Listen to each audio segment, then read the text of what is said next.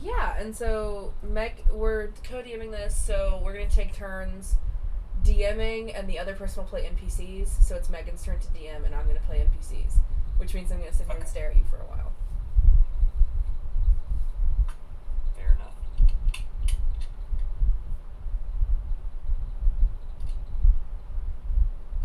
It's my first time doing something like this ever, so please be patient with me and forgiving. And if it's bad, don't tell me. I promise I won't, and you're gonna do great. Tell me if it's bad, so I can fire her. No. We will, if anything, we will have a constructive feedback meeting, so that Megan can do better at her next job.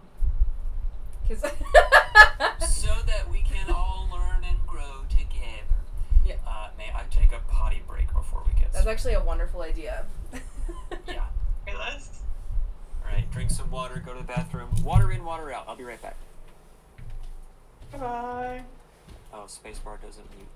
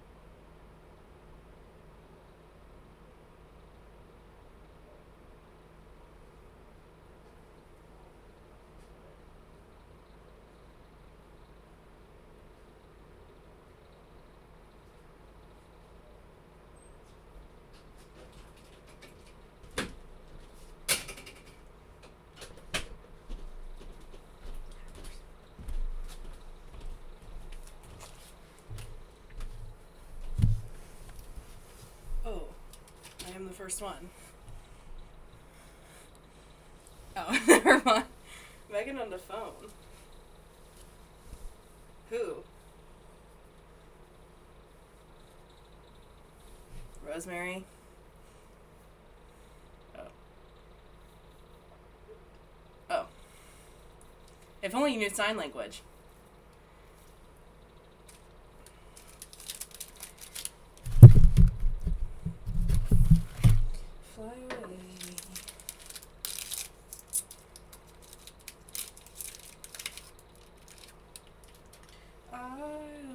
fly away, oh glory. I'll fly away. When I die, hallelujah, by and by.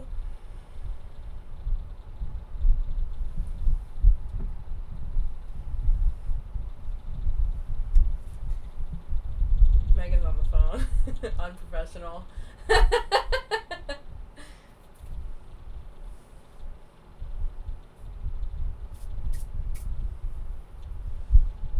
Okay, sorry, I've got my ears back in.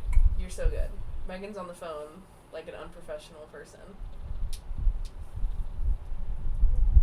Well, to be fair, I did take kind of a long enough of a time that you had time to take a call.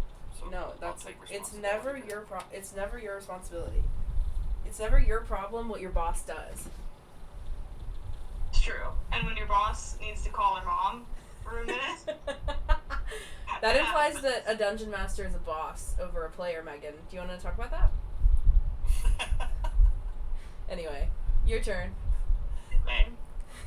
Thank you. Are you guys excited? I'm so excited. Yes. Are you ready? Extremely. Yep. Awesome. Okay. I want to hear.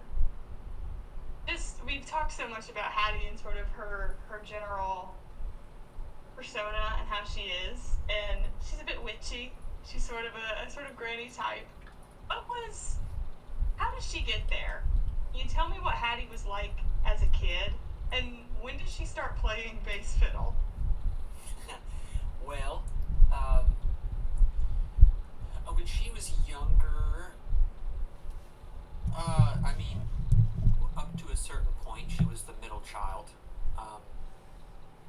which means, as is the stereotype, sometimes the oldest is old enough that they're, out doing things, and the youngest is young enough that the parents are looking after him.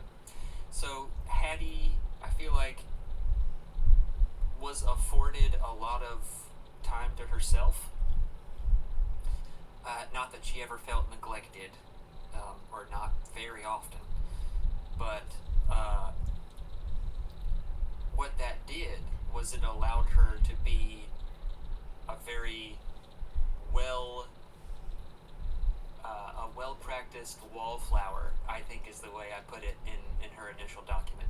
She got really good at sort of passively taking in information in a given situation.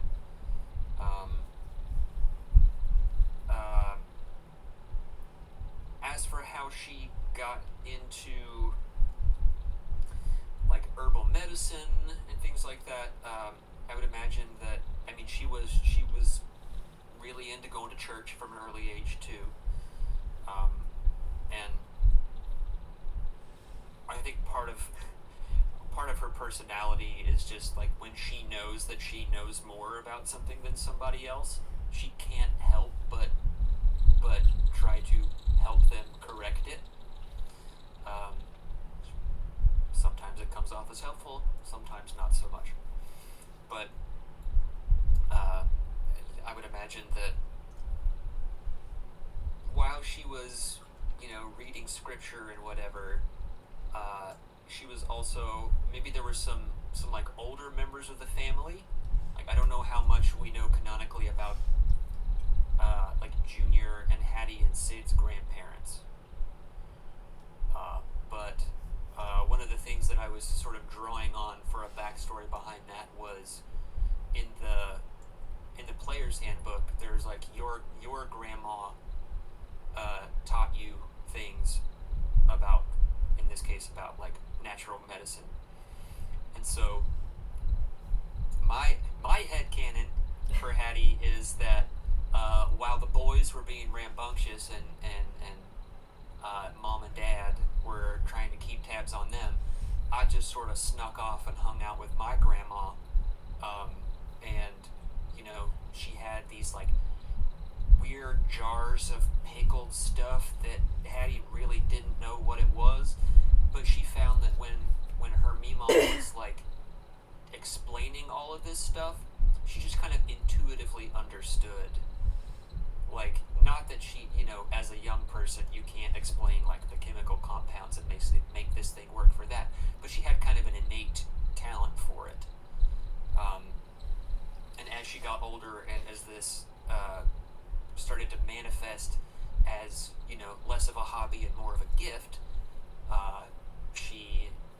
she leaned into it, and was able to kind of marry that to her faith, her walk with Christ, and to see it as sort of a gift for the purposes of helping others through her faith.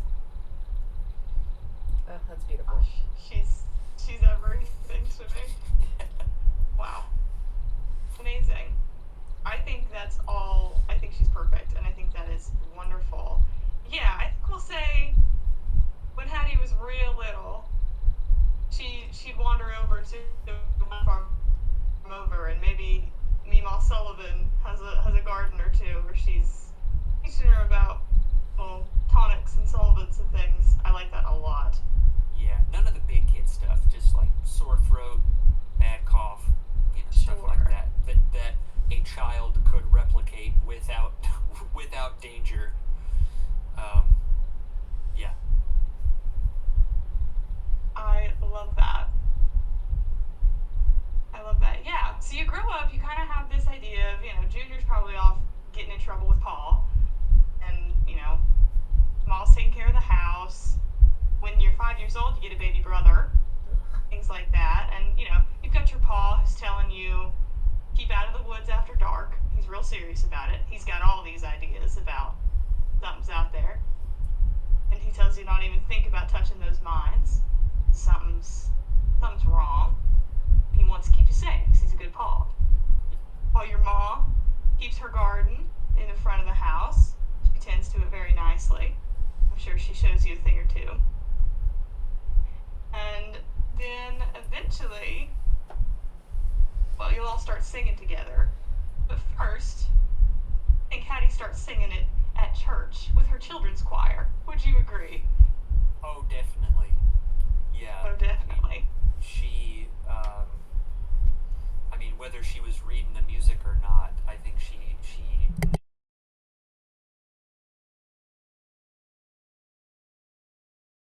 and once she had that down, she started giving other people notes on we're not cutting off at the same time in measure 4. So just listen to everybody around you and make sure that the articulation's kind of matching up. The lyrics are "Hark the Herald Angels Sing," and I feel like you're not feeling that. I feel like you don't feel that in your heart when you sing it. Yeah, you have to enunciate.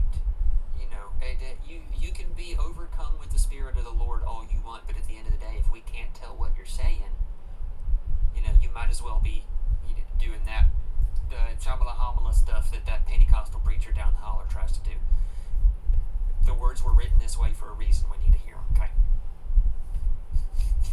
So perfect. And Joe, Yeah. whenever little Hattie has her moments like this, what do the other children think of that? Well, Miss Levelina Walden, your Sunday school teacher and always directing that Christmas play, thinks that you're just darling, if not a bit bossy, which makes you perfect for those longer speaking parts like Gabriel the Angel and the Nativity play and that kind of thing. But when you get cast as Gabriel in the Christmas Nativity play, but say Viola Baker gets to be Mary, these little comments come out. Well, of course Hattie Grimshaw is Gabriel. Who better at telling people where to go and what to do? And things like that all over the place.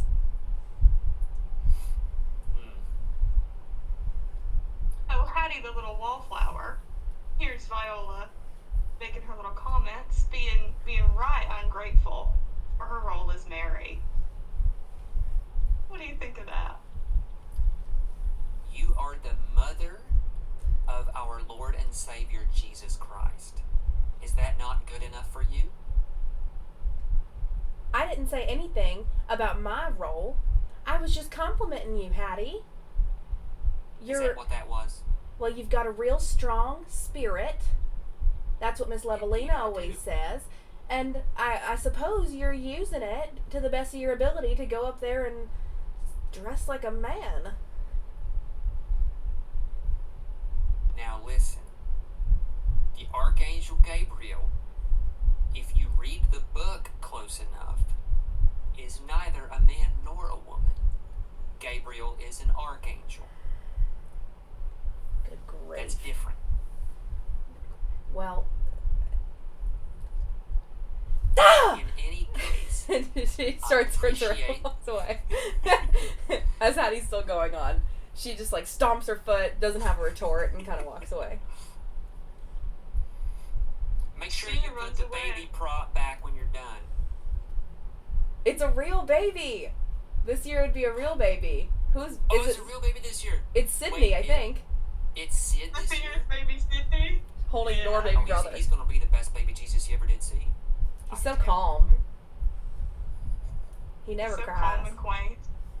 He never cries. Yeah. And as little Viola runs off and throws herself a little tantrum, your Sunday school teacher and your Christmas director, Miss Levelina, walks up, looks about. Well, Miss Hattie, what happened? Well, we were just, we were talking about some of the finer points of each other's roles, and I may have corrected my co-star on some continuity issues. Oh, good Lord. She digs through a bag that she has, and she pulls out a little peppermint, kneels down, or like sits on the pew so that she's about level with you, and kind of reaches for your hand, folds it in there, and goes, "Now, Miss Hattie." Yes, ma'am. "You are right good at recitation, and you are right good at that acting up on the stage. Okay? Thank you. You've been a dang good Gabriel. All right? You were a dang good sheep. Watch your language. And well, okay. You were a good sheep all the way back when you were just toddling about. And I mean, now listen, okay? There's a reason I give you roles like this, and then, young ladies like Viola, maybe Mary's the bigger role, but, Gabriel's just as important, right? He's got all those lines, and it's very important that you say them, and you say them right. And, I mean, you're the one that comes and you tell everybody the good news. You tell everybody that there's a baby to go and see. And without that, I mean, it really wouldn't have felt like much more than a stable. Yeah. Yeah, I guess you're right. But you gotta stop fighting with Viola. She's real pretty. She looks real good in the costume, and so. Well. I mean, she's gonna do a good job. I don't wanna make it look like I'm jealous or anything. She'll do a good job. I know it. Yes, and you're the best among us. All right, and that's why I'm trusting you with this very special role, right? But you gotta stop fighting with Viola Baker. I understand. All right. If I need to say anything, I'll come and consult the director instead. Yes, that'll do just fine. And kind of pats, and then goes off to fetch a crying Viola. Thank you, ma'am. Blessed be his name.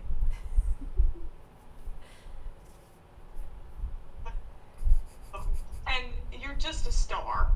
when the Christmas pageant comes and goes. I mean, they know star power when they see it, and you've got it.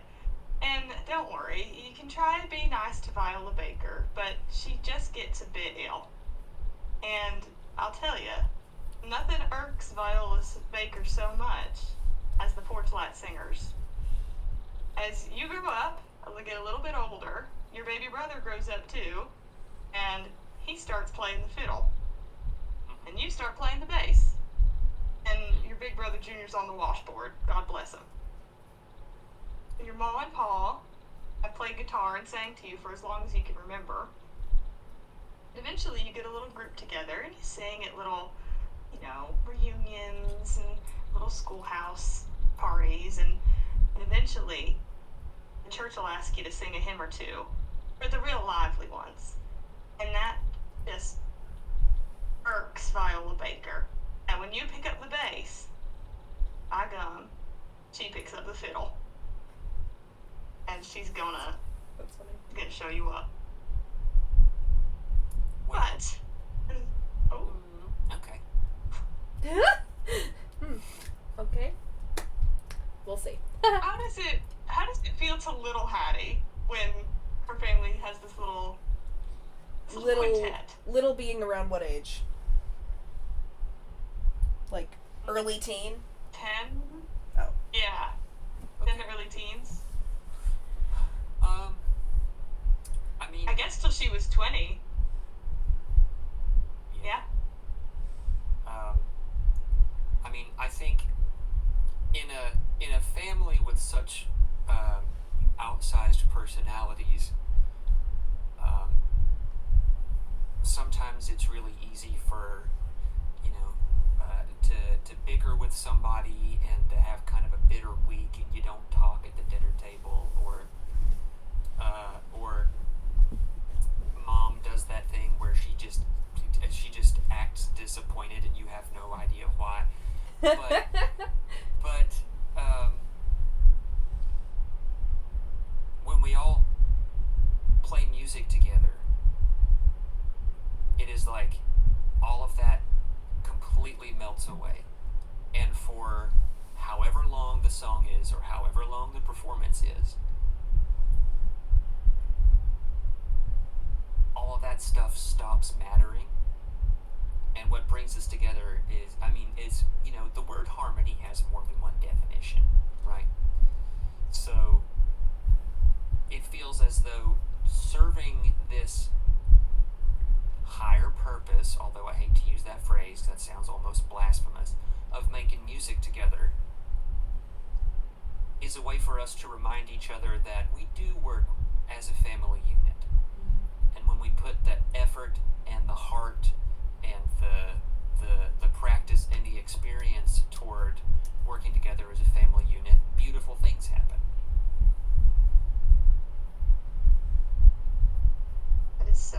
That is so perfect.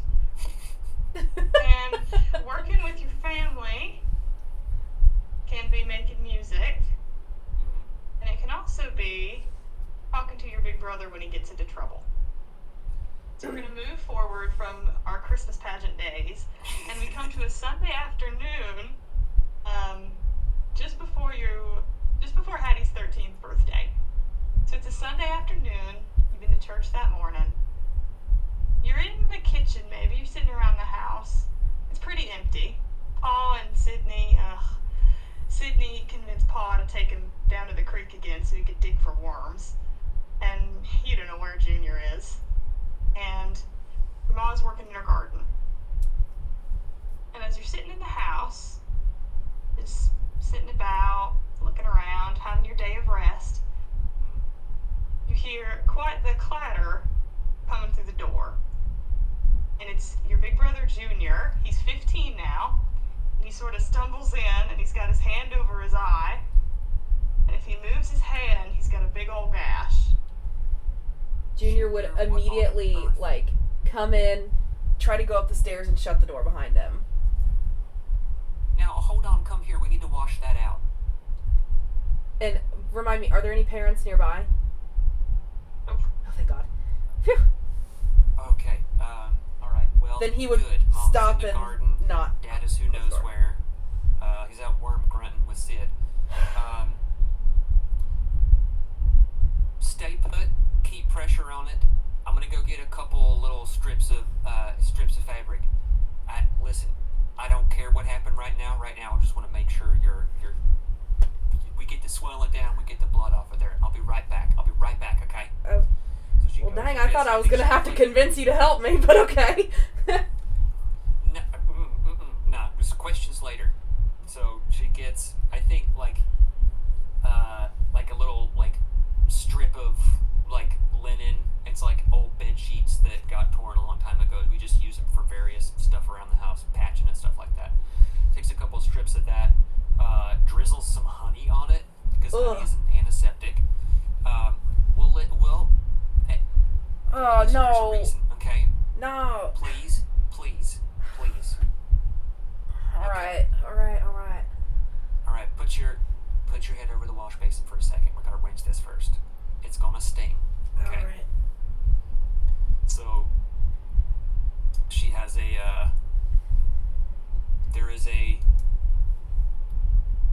she knows where the moonshine is kept.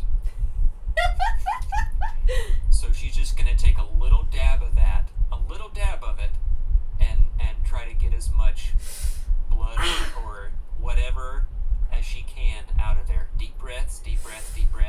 Oh God, Hattie. Okay.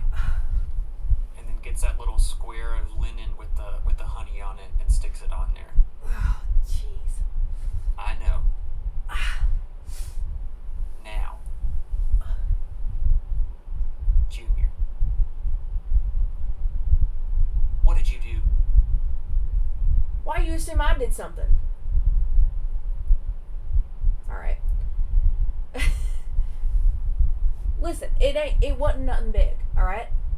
Levi Payne and I were playing some cards down behind the schoolhouse under that little overhang thing that might I add, the high schoolers usually are smoking cigarettes under there. And I wasn't doing that. Alright? Just playing a little card, a little pickup. Ain't nothing serious about it. And Payne said that, he was hiding a couple cards up his shirt. And, I don't know, he started talking, I started talking back, and he licked me pretty good, I guess, but you should see him. So this was all over cheating at a card game. Well, yeah.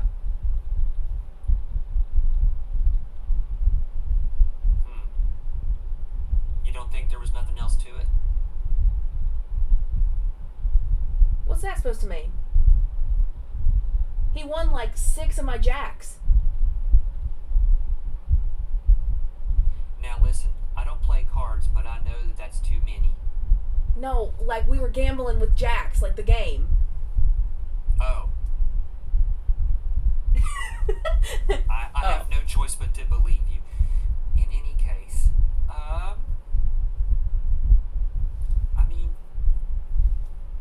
boys fight. Do you want me to... What are you doing? Tell Mom and Dad? Yeah, please. Hey, that'd be great. Will you not tell him? Well, now here's the thing, though. You've got a lump on your head the size of a baseball. Alright. Someone's gonna ask. I can make myself scarce if I need to. Yeah, you're good at that. Okay. Alright.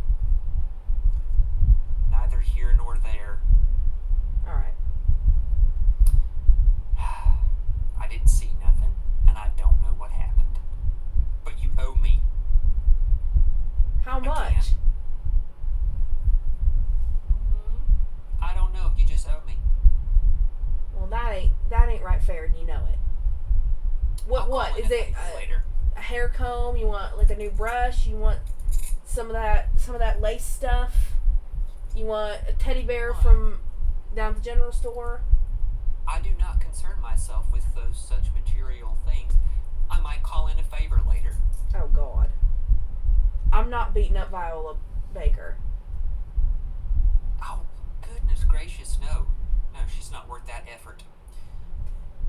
It wouldn't be any No, effort. something I could else. do it very easily. Well, the emotional fallout would just nobody wants to hear. You're making me think violent thoughts, Junior. Stop it. I did No, nothing. I just mean help me with. I don't know. I'll think of something. I'm not trying to be malicious about it. I'm not trying to. You know I don't know what that word means. Evil. Quit using big words. You know that I don't know what they mean. I don't have any bad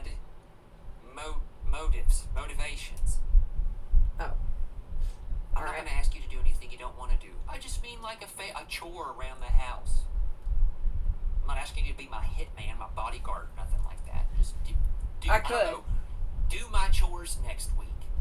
Some of them, not too many of them. All right, but then what's Pappy gonna say when he sees you sitting around doing nothing? I'll find something to do. Yeah, you're good at that. I know how to look busy. Me too. So you meant that as a dig, but I take it as a compliment. I also know how to look busy. Well, where do you think I learned it from, big brother? He has like a smug look on his face when you say that, and I think he'll make himself scarce. As he tries to, Ethel walks in the door from the garden, Oh! and she nearly runs into Junior. Do you want to play Ethel and Junior, or do you want me to be Ethel? No, please be Ethel. I can't do her. She's taking her gloves off. She said, "Oh, Junior, what happened? They have your face." Oh, gee, Ma, I was walking home from school and I felt something awful and I tumbled down into the thistle and yeah, I mean, hey, it's bad, but look, Hattie patched me up all right, right? I patched up as best I can. I think it might be time to get him some new shoes. He's starting to trip over his own feet, Mom. Hits you. Okay. Sorry. Alright. Whatever he bumped his head on, it's not that bad. Alright, well, I guess I'll take you that Junior fell in the thistle. My goodness. And she starts to kind of look at it, grabs your head. Stop it. Ma. Yeah? You did this? Eddie? Me? You patched him up. Hit him. No, I didn't hit him. No. Goodness. You patched gracious. him up. Well, yeah. Well, it's Mama. real good. You put. Alright, I'll stop touching it, but. Alright, you go to your room or something. I don't want to see your big small face. He goes. And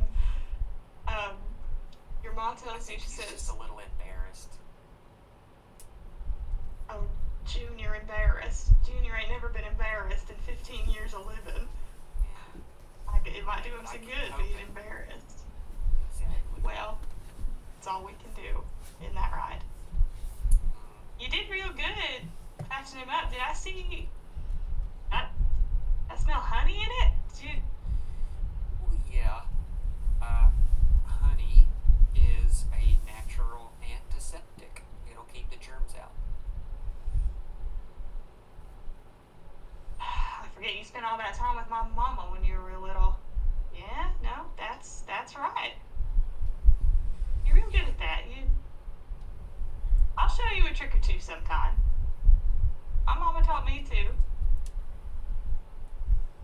You got a real gift. Well, thank you, Mom.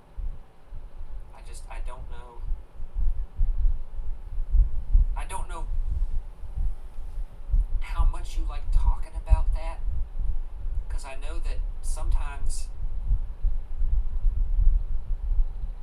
I mean, the plants are only half the medicine, and the other half is sometimes you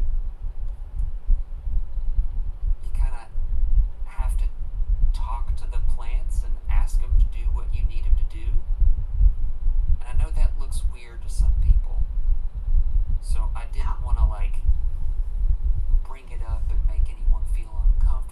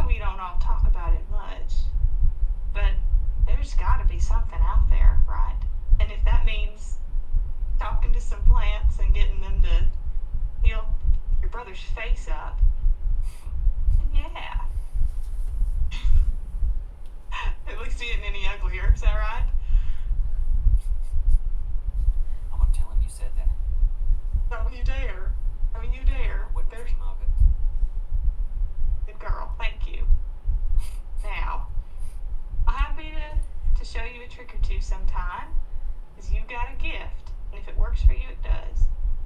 And, speaking of gift, your birthday's tomorrow, but this feels like as good a time as any. And she goes into her bedroom real quick, and she leaves you in the kitchen. And she has something wrapped up in a cloth. She exits the room. She's got something wrapped up in a dark cloth, and she kind of shimmies you through the house until you find a looking glass, a little mirror in the hallway. She grabs her brush and she starts brushing your hair. She says, "Now, I got this a long time ago. Your pa brought it back to me from the mines. He found it when he was still mining down there. We were just married." And she opens up the cloth wrapping.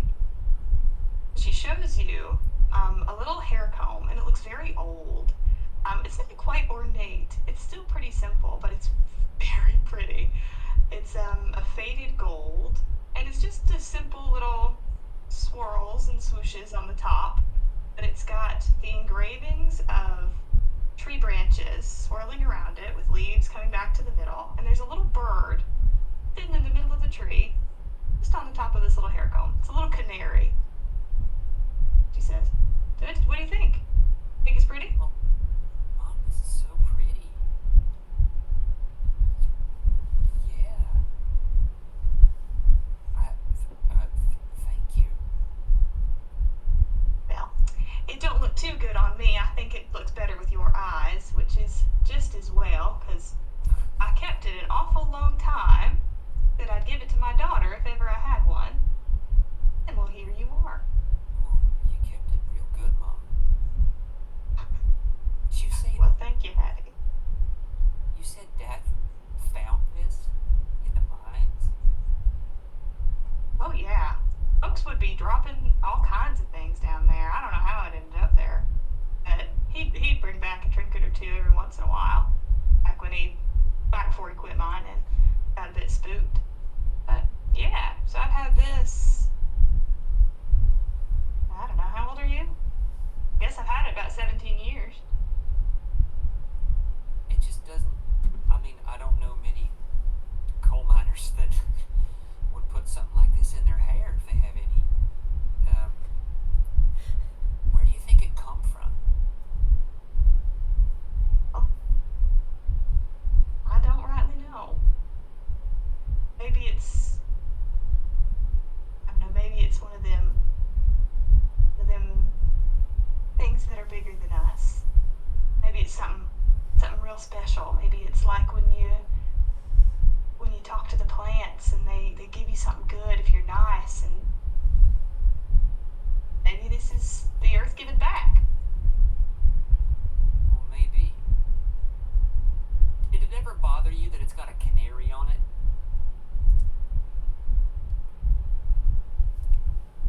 I can't say that it did. Well, 'cause I mean, you know what they use canaries for, right? In a coal I mine. do, but I think you're right smart. You tell me. I'm overthinking it. You're giving me a gift, and I'm very grateful. You keep overthinking, darling. Not enough people in this world think enough. And she brushes your hair and she puts it up in an updo, and she puts the hair comb in there just gently. Oh, my goodness, you look so grown up. 13 ain't right. I'll be pulling grays out of my head next thing I know. Oh, No. you don't stop growing. No, the women in our family don't gray. You'll be fine. Oh, well, thank you very much. Meemaw had red hair until the day she, well, you know, The day until the day she went to the day she passed, Lord bless her soul. And then the Lord told her that he didn't have no hair dye up there, but whatever. Wait, okay, that's supposed God to be yours. rest my mama's soul. Well, good to keep your mama's secrets. All right. True. You all right, Hattie? Yes, ma'am. Hey, thank you for taking care of your brother.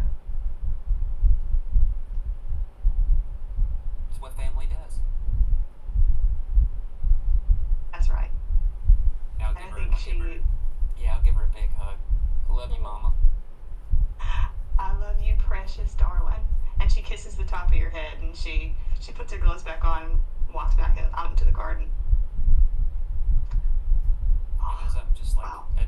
watching her work in the garden and like admiring just how well she knows this land and the plants, the vegetables that are there. She's so methodical and so practiced. I mean, it's almost like a choreographed the way that she moves through this. I'm just like watching her with admiration as I'm kind of like fidgeting with that comb that's stuck up in my bun. Yeah, and I think as she's working, she kind of catches your eye, sees you watching, so she picks out a few things. She holds up some different herbs and leaves and things. She said, "Now these are for sore throats. All right, we'll start there. I think that's what Meemaw told you. Okay. Then I got other ones for when you can't sleep too good. Just you keep watching. We'll figure it out." All right. And when she talks to you about, I'm gonna go get my notebook. Oh, sorry. You were doing a thing. all right, yeah, go for it. And as you go to get your notebook, whenever you talk to these plants and you mix them with your honey and your medicines, and you just make people feel better. And when your mom is working in the garden, you get this feeling. It's all over you, but it's in your heart really, and it's just so warm and bright and lively. It makes you feel more alive, and you don't know what that means when you're 12, but there's just something in it that makes you feel good. But when you're alone a little too long and you're running up the stairs, and as you're going upstairs to get your notebook, and you hold the back of your head to keep your comb in your hair because you don't want it to fall out. That was Mama's special comb. That canary has a different kind of feeling, and you can't feel it too much.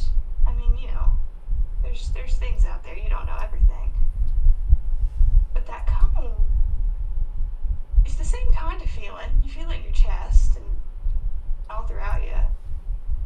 But when the plants and the earth in your mama's garden feel so good, you feel the feeling of this comb, and you're trying to figure out, Hattie, you know a lot about good and evil and things like that. You're trying to figure out if it's good or evil, and it just feels like nothing. But it feels like nothing, and you don't know what to say about that, but it just feels so empty. It feels kind of hungry, but not hungry. I don't know. And that feeling stays with you. You say, and you can try to shake it off. When you walk to school the next Monday morning, your 13th birthday, and you've got your pretty hair comb in your hair, your mama did it this morning because you got to look good for school. You shake it off, and you can't feel it so bad when you're walking to school because all the sun's up and the clouds are real nice, and the trees are blooming, and you see the grass, and you feel good again. You can't quite shake. The comb feels strange. But whenever you got a feeling and you can't shake, there's always somebody there to be louder than anything else you feel. And you get to school and all your normal people are there. Viola Baker, God bless her soul, is right there in the desk right next to yours. Hattie Grimshaw, that is just some hair comb you have in. Thank you very much. It is a gift from my mother. It was hers, and now it's mine. Wow. Yes. That's what they call vintage. Yeah, vintage. Very classy. I never had any kind of hand-me-down jewelry. I get all mine new from the town over. Well, you know, some of us are a little more invested in our family history, I suppose. Not looking up from her textbook, just still reading. What is that design on it? I mean, it's just darling. Could I see it? Currently it is holding my hair in place. My mom spent a long time on it this morning. I'd really rather that it stayed where it is. You see, But thank you for asking politely. she giggles to the girl next to her. Yeah. Hattie, that's that's real nice. And she'll open her school book very primly. As the two of you are getting settled, oh, go ahead, Hattie. No, please. Oh no, I think that was Hattie turning to say something and then deciding to be the bigger girl and just go back to her book. Well, as you both are getting settled and ready for class to start, you're both about 13, so you're sitting kind of in the middle. It's a big one-room school. The little ones sit way up front, and the big kids sit in the back. And as the big kids come in, your big brother is back there, and he's got a huge bandage on his face. And Levi Payne's back there too, and all them big boys. And you hear a ruckus behind you, and they start talking and talking about yesterday, and I'll look at Junior, look at that. You don't know who does it first, but they start shoving each other and pushing. And soon enough, there's 10 boys, just big old boys behind y'all, and the teachers in the front say, boys, calm down, but they're shoving each other and they're pushing and everything's loud and the desks are moving and they're moving closer to you, and in all of the kerfuffle, they shove Junior into the desk behind you and it hits you and you fall out of your chair and your hair falls out and your book falls off the table and everybody's yelling and screaming, and the teacher's saying, "Oh, spit! This is not it." She's ringing a bell. Eventually, the boys calm down. Everyone gets back to their seats.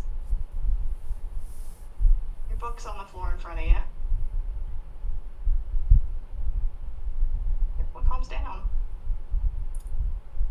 I would like to retrieve the book, and as I do so, I know I got knocked over. I want to make sure that my hair, and more importantly, the comb, is still in place. So you go to prim and properly pick up your book and touch your hair. Your hair's not up anymore. It's down and it's in your face and you're moving it out, and you go to feel and it's not there.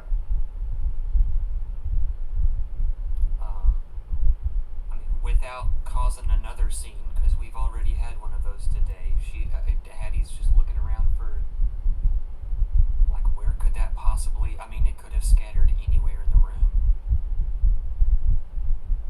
Well, you don't see it anywhere, but the way you fell and you thought you heard it clatter on the floor, it must be under Viola's desk.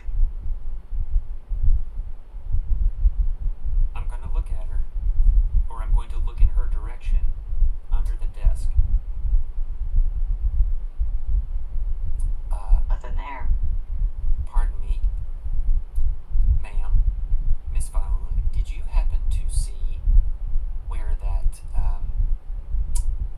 comb, about which you were so complimentary earlier, happened to have escaped to? Oh, I'm sorry. Did you lose it? I thought it was holding your hair in so tight. Yes, it was, and then I got a desk pushed into me, and I fell over. And now, it's missing. It looks around at the other girls. No, Miss Hattie, I'm afraid I don't know what happened to your precious, very pretty little comb. Okay.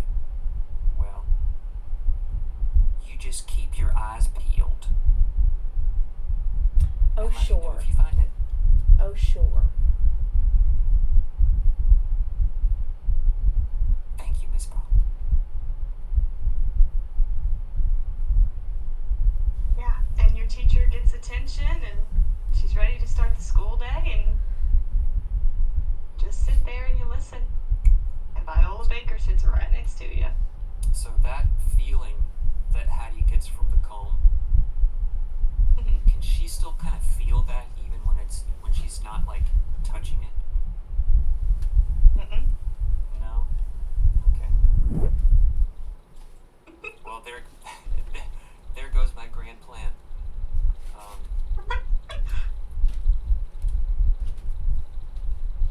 Well, like you said, Hattie, suppose you're just gonna have to do without those material things.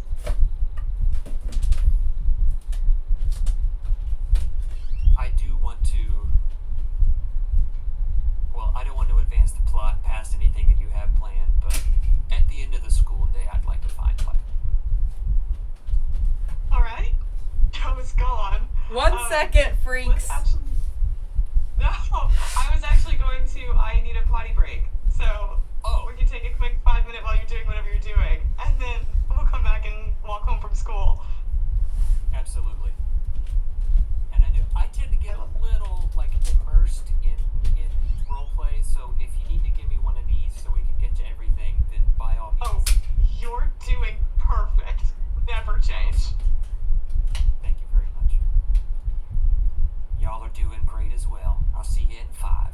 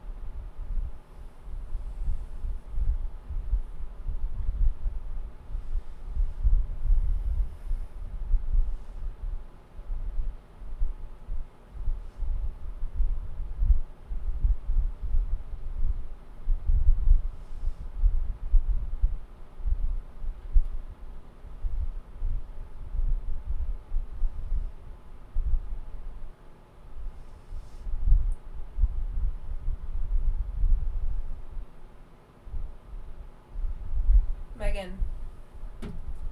Yeah. Don't forget that roles exist. Yes. Yeah. I often do. I just wanted to tell you that. Nothing has stood out to me as needing a role so far, but I just wanted to tell you. And yes to your text. I'm texting you now.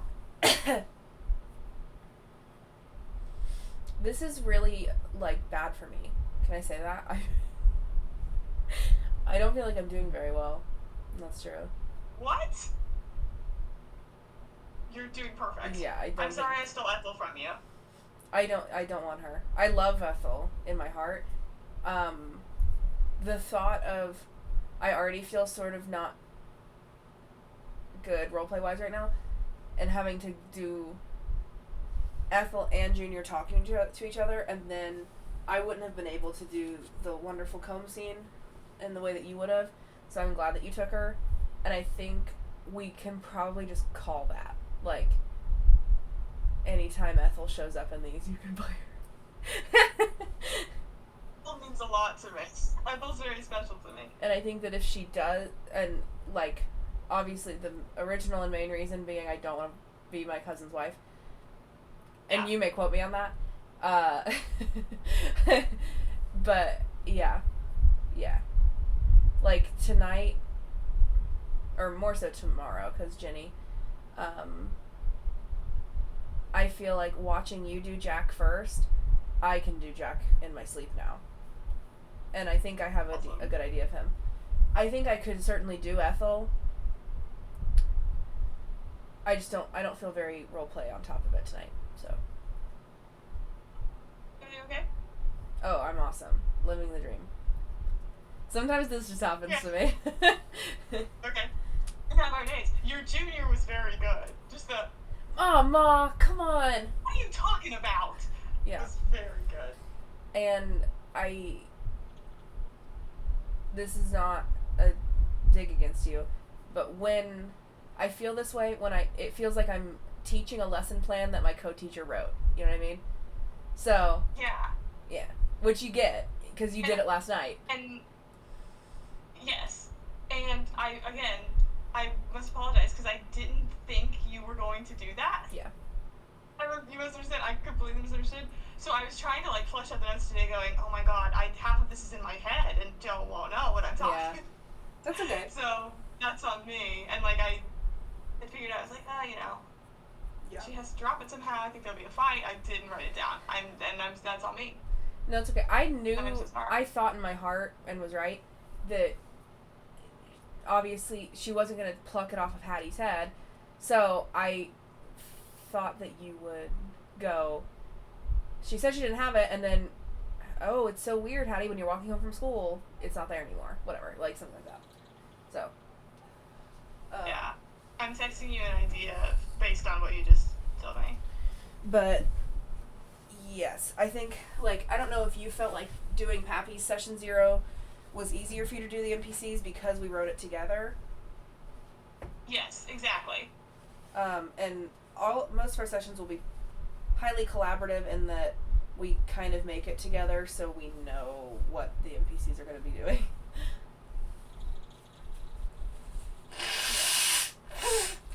Or, like, in the case of the shopping session, Yeah. you know, anything, whatever. Like, we vaguely know this shopkeeper will do something like this, and this one will do something like this, and whatever, but it doesn't have to be, I want us to really try to never plan more than 2 pages for a session, so that conversations are not taking turns reading off cool lines that we pre-wrote.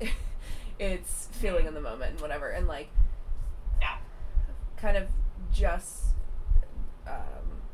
imposing Sydney on you created some really awesome raw in the moment scenes with Sydney, or with Silas. I love Sydney.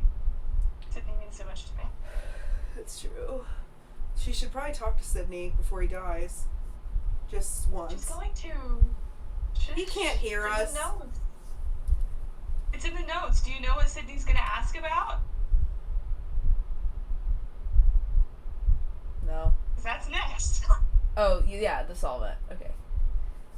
was going to be something about the pregnancy, and I was like, oh. No. He could ask I for don't some think he prenatal would tell. vitamins. No. I don't think he would tell it as all. Counter argument. What if, she's feeling sickly or something, and he doesn't know what morning sickness is, so he's like, hey, it's just, it's weird. I have this friend. That's really funny, and I thought about that, but I don't think they're in that kind of contact. Him and Hattie? No, him and Mary. Oh. Because, I mean, she's 3 towns over. I think they met when he went to sell the cow, and then they somehow met up 4 months later. And Made a plan. he hasn't seen her, made a plan, and he hasn't seen her since then. But I like what you said. I think it's funny. But Hey, I don't know. can you know stuff about this? Can babies like eat just like food like from the garden, or do they have to eat something different? So, what do you know about, like, when I was a baby, did you, like... And I'm just curious. This isn't about anything. Yeah, this isn't about anything, but did I sleep in a drawer? I don't have a bed. Oh, shush. Megan, thumbs up or thumbs down? Do you like what I just said? What just happened? I don't know. What do you think? I Genuinely, like 'cause it. I don't think... I like it. I don't know if it's... I'm not gonna not do the thing you wrote down. You want both. In just a silly little funny add-on. Buds back out so you can talk. No, you're fine. You're fine. We're ready. Oh, Joe, hey Joe, look at me. You're playing him. Okay, Do whatever your heart tells you. amazing. I think you should do it. I'm ready. Okay. I'm always ready. But first you have to be my old Immediately, baby. my heart rate just spiked. It's so not scary, I promise. Don't worry. You're gonna be fine. Okay. So yeah, you sit through the school day that day. You're very smart, Hattie, and you're very good at school, and you don't really remember what you learned that day. Because,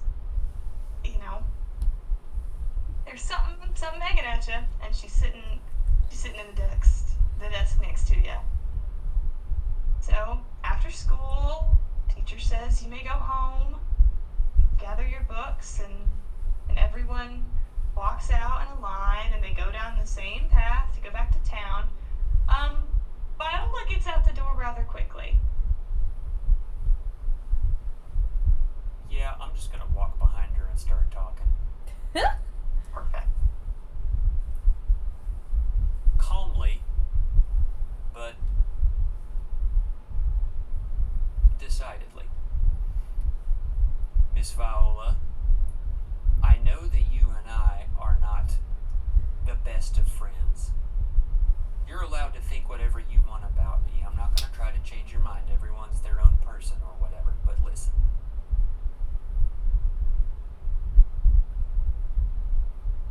I don't even really know why, other than that my mom gave it to me and my dad gave it to her. But that thing, that comb, it means something to me. And you had your fun. You made your show of being the dominant girl in the clique. You got whatever kind of social cachet out of that you were hoping to get. Okay? But the scene is over now, and I need my costume back. Give it. You're accusing me of something, Hattie Grimshaw? I most certainly am. Where is it? I wouldn't know. I mean, ain't it your brother that caused that big scene that knocked it off of your pretty little head? Maybe he grabbed it, ran off to go gamble with it. You're trying to get me to do something, and I'm not going to do it. I don't know what you're talking about. I'm just trying to walk home.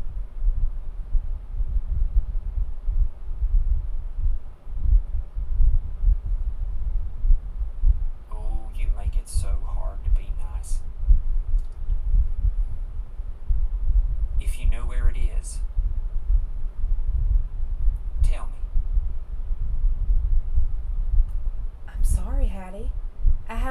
clue where that old thing is. There's a lot of stuff you don't have a clue about, including keeping your mouth shut when you talk about my family like that. One of these days, it's gonna come back at you. Oh, I It's can't not wait gonna for be that. me, but I'm not gonna stop it. Oh, I can't wait. Good. Well, like I said, if you find it, just put it somewhere I can get to it, okay? Oh, I'll be sure to slip it in your mailbox. Have a blessed day, Miss Viola. Oh, you too, and may the Lord keep you. And she He walks better. away. And she walks away. Oh my god. And you walk home. You don't have to go. As soon as Viola is not in my island anymore, just those like, Oh. you know, those hot tears that you're just trying to keep inside your face. And she just, like, her face is just screwed up right now. She's trying to, like, physically suck the tears back into her eyes. No. And yeah, if Junior is anywhere to be seen, then she wants to kind of like. He's like punching at some of the other boys walking a few feet behind you. Yeah, he's walking behind you, and I think does Hattie sort of just stop in the middle of the road, in the middle of the path, just to kind of breathe for a minute and breathe and. Yeah, but when she hears Junior and that cabal of older boys, she's just gonna turn around and look at him. Hey, what? No, you go. Go! I gotta talk to my sister. Go! What's the matter with you? What are you crying for? You know that comb that Mom gave me for my birthday? Oh, hell, Hattie. Watch your cussing. Something happened. And when you were roughhousing with the boys in the back of the room, I got knocked over, and I can't find it. Now I'm not blaming you, but I think one of those mean girls has it, and I think I'm ready to call in that favor.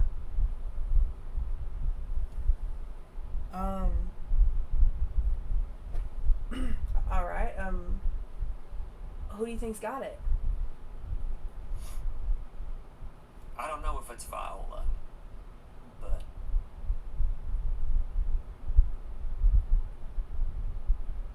I don't know. I think one of them has it. Well, you know, Levi Payne's sweet on her. I can see if he knows anything. I would appreciate that. All right. But if it comes down to it, and I cannot believe I'm saying this, maybe they just need to be. Maybe they need to be a little scared. A little bit.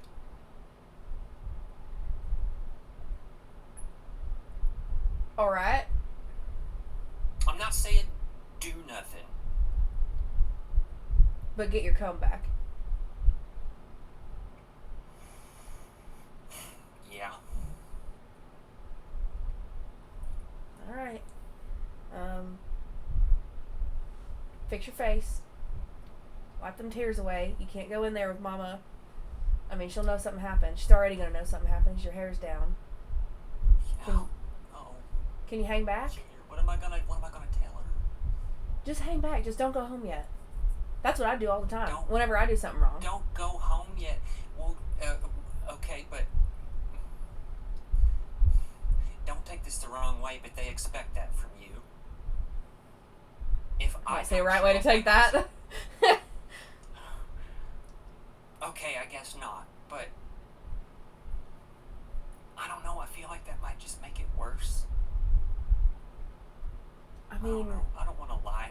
I don't want to lie to her. Not about something as important as that.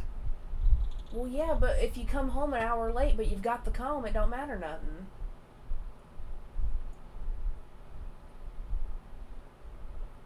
But what if they don't? What if I just want that to be what happened so that I can have some kind of righteous vengeance against the girls that pick on me. I mean, I keep telling you ought to just hit her, but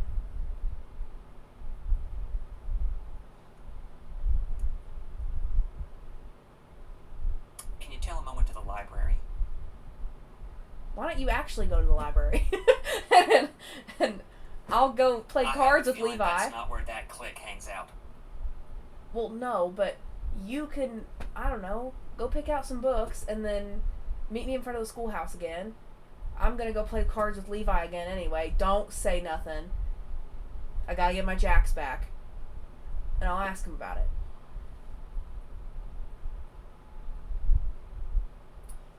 Okay. Alright. You have an hour. Alright. I love you. Oh.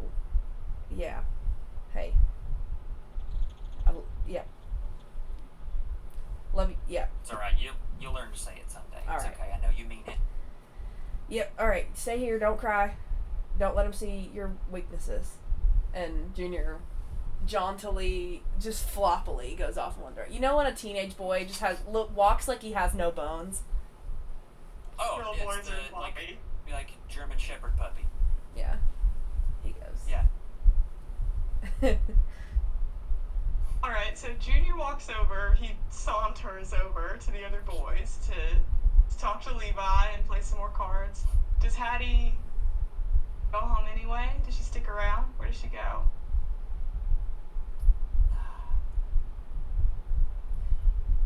I think she's trying really hard to sort of trust her brother's intuition that he's going to be able to get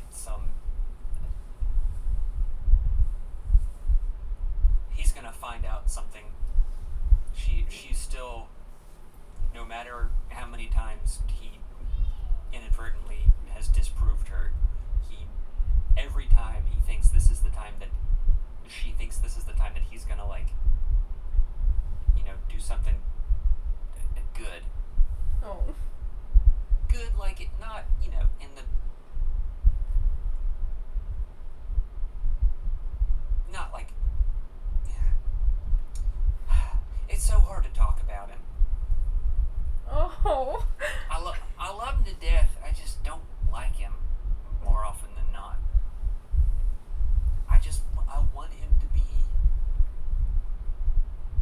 I want him to be getting better. I know that he's growing up. He's a teenage bully. They're unpredictable and they're sloppy and they're lazy and they look at girls the wrong way or whatever. But, like, he's just a teenage boy. I'm just hoping that he's, like, on his way out of that phase. And so I want to keep trusting him.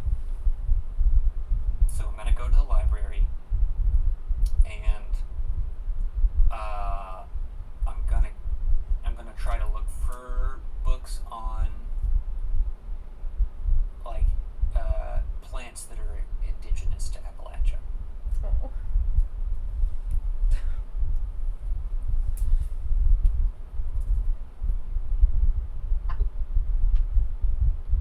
Go to the library all by yourself. The other kids walk off back to their houses. You take the turn around town and go to the library and well, the librarian helps you find a book. She's got plenty. She says, now you want something on plants. We got plants of, well, we got a whole shelf of them. We got plants of the Ohio River Valley. We got plants of West Virginia. We got plants of Kentucky. I why we got that in there. Got plants of the Americas. Oh, I bet there's some Air Canada. You want to read that one? And she does this for 20 minutes. I mean, I already know what books I like to check out, but I like just the cadence of her voice is so soothing that I just let her go off.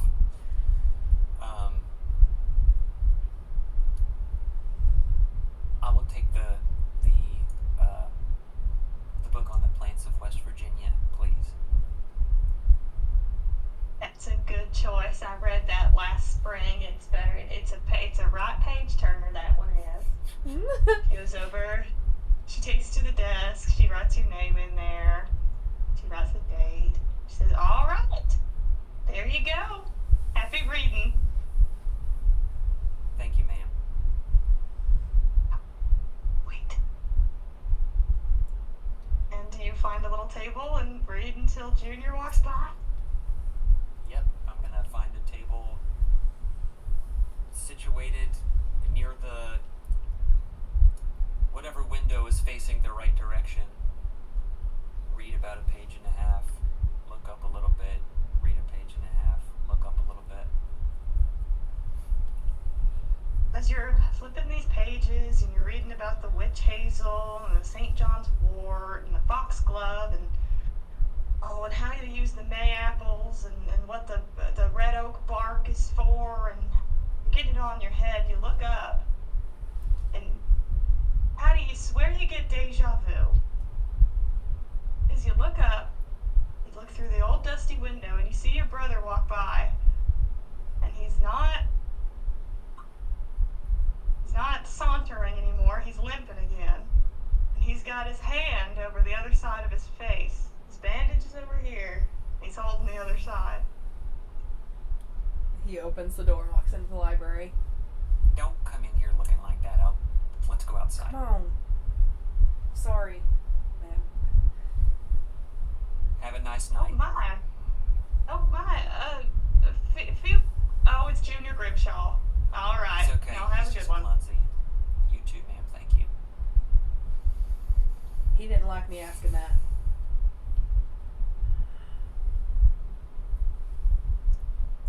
After what exactly?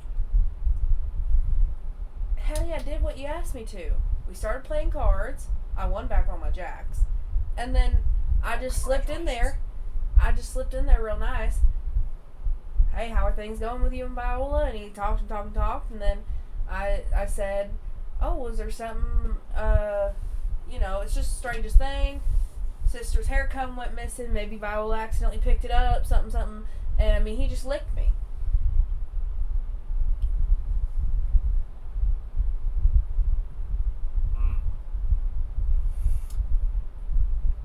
Are Okay. you sure that's exactly how you said it? He might have said no, like normally a few times, and I just kept asking because I said, well, I know she took it.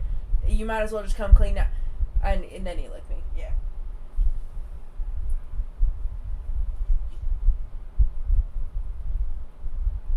You gotta be more tactful about stuff like that. I mean, do you know, how could you possibly know? I'm sorry that I put that notion in your head. We weren't betting with tax.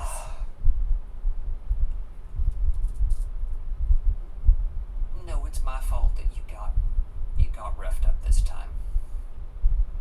Nah, it's always my fault. Don't talk about my big brother like that. Well, I mean, it's true. If I fought a little better, you'd have your hair come back, so. No, fighting is not always the way to get what you want. You know what? I'm gonna go home. I'm gonna come clean to Mama. I'm just gonna let her know that it went missing and that I'm looking for it. That we were looking for it. And I'll just live. I'll live with whatever the consequences of that are. Tell her that I lost it. Tell her I was messing with you and I pulled it out of your hair and it got lost someplace. Junior. I'm already in trouble all the time. Well, Yeah, but why do you want to be in trouble for something you didn't do? It ain't no different. I mean, I'm gonna have to clean out the cow den no matter what. Well, it's different because this was actually my fault. Ugh. I don't know. I don't think I could forgive myself if we told a fib like that on my behalf. Now, you're your own boy. You, frankly, sometimes you're a little too good at lying, but no, I don't want you to have to cover for me. Alright. Well, at least fix up my face again so that Mama's got something good to praise you for, too. And hey, her being mad at me for fighting with Levi Payne, it might make her less mad at you. Is that how that works, or are they just gonna stack on top of each other? Well, Sydney can't do all the good sonning by himself.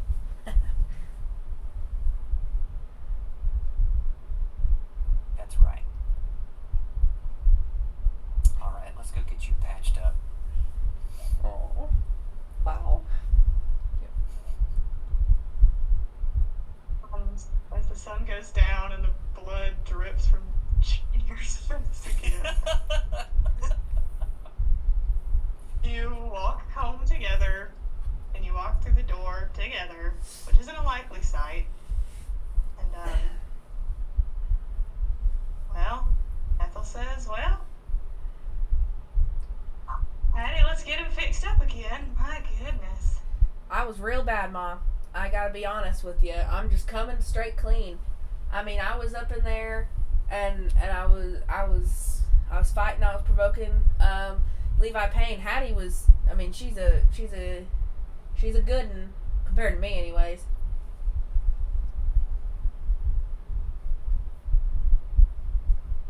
Is everything all right? Ginger, can you go fetch that jar of honey for me? I don't know where it is. Well, it's up on that shelf, but you're taller than I am. Immediately goes. Yeah, I know how to play to his Everything all ego. right? Everything all right, Hattie?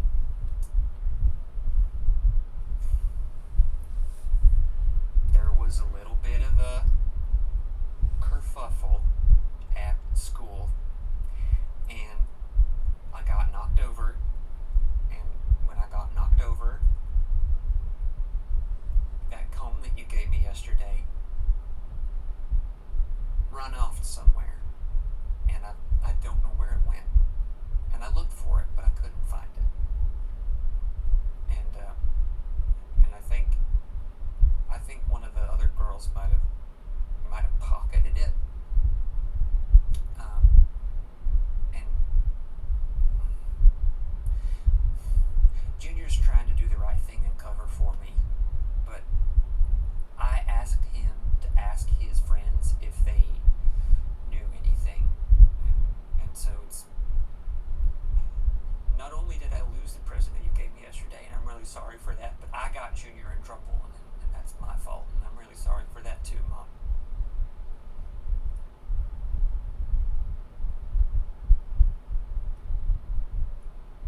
B?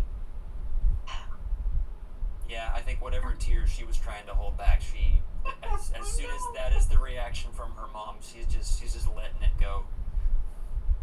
No, now, Miss Hattie. Hattie, don't cry like that. Oh, No, that's all right. I just let my emotions get the better of me, and I got like paranoid, and like I knew that girl had just done something with it, or I convinced myself that it was her, and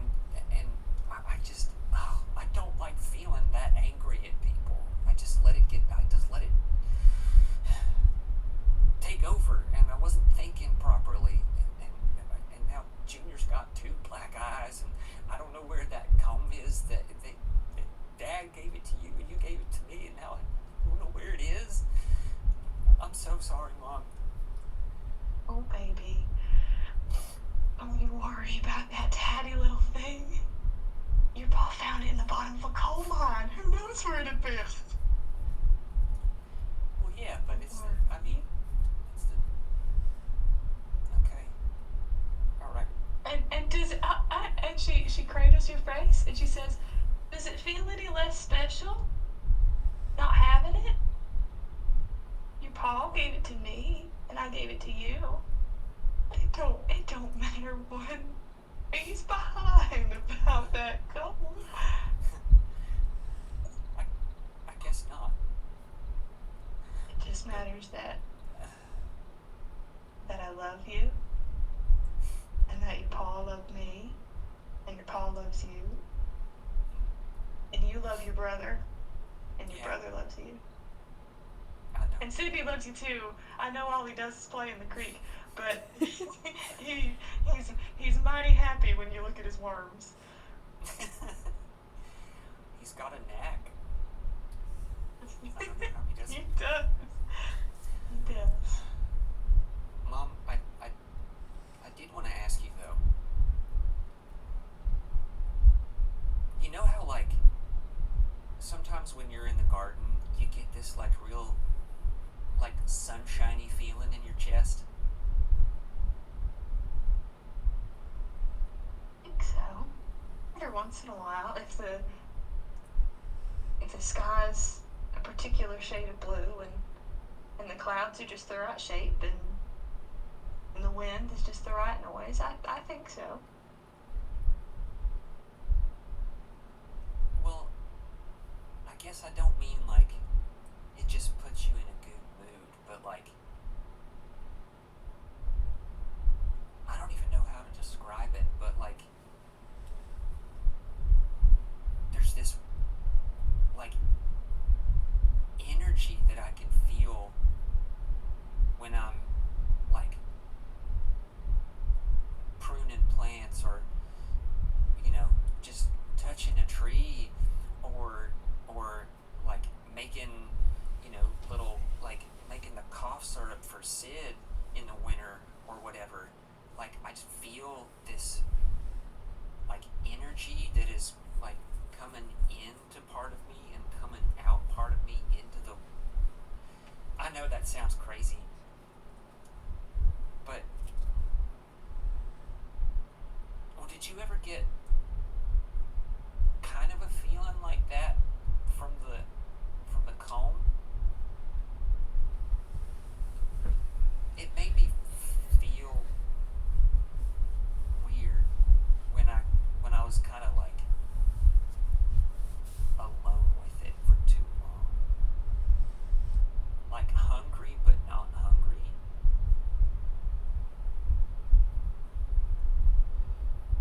And like I could tell it was coming from the comb. Did you ever get that? Well,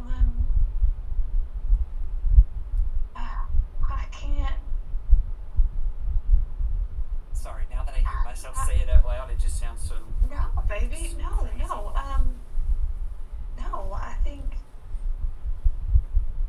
I don't know, I never did wear it. I thought it was right pretty, and I kept it on my desk and in my box, and. Don't know. Sometimes I get a feeling kind of like that. Well, I just didn't notice.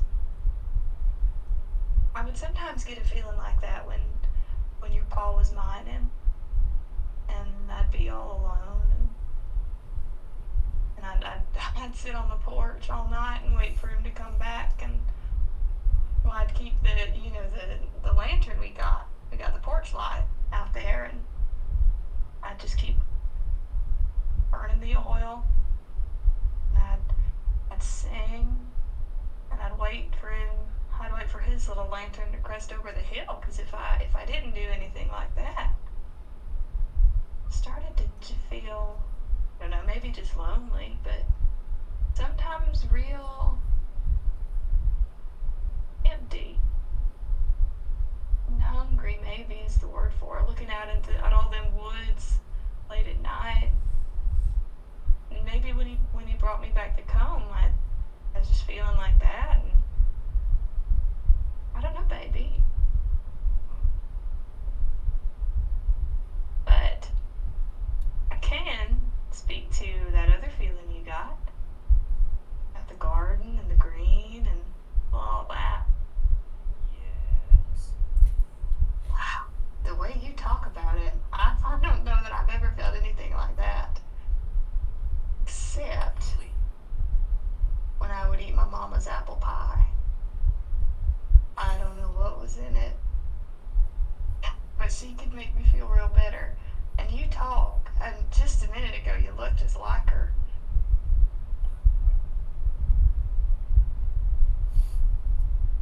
I take that as a high compliment.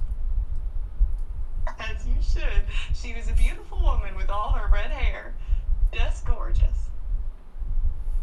Now, I know growing up can be real hard. And, well, it can be right mean. And we can feel right bad. But maybe we can try and get more of that good feeling. Yeah. You want to help me fix up Junior? Of course. It's my fault he got I think one this skin. I found the honey. Oh, good, Junior. I didn't have to get down a stool or nothing. I just stood up and I could just grab it from down here.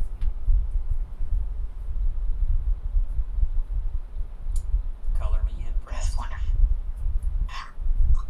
Junior, you sit and you put the honey on the table. Now, this one looks a bit worse than before. I think we need something real special. Hattie, you got that book there with you. I do indeed. Did you find anything about what's doing things like this? Cuts and such? Well, And there are a couple of, I guess technically, weeds that are kind of growing on the edge of the property that have an anti-inflammatory component to them. I think if we take some of those and maybe we just kind of like get them dry over the stove for a minute and then kind of make almost kind of like a tea out of it, that might help the swelling a little bit. Here, it's called, it's the, I don't know, they only have the Latin names in here, but it's that one. But I happen to know that there's a whole bunch of it kind of like on the other edge of the garden. Do you want me to go try that? yeah, I'll come with you. Junior, you stay here. Alright.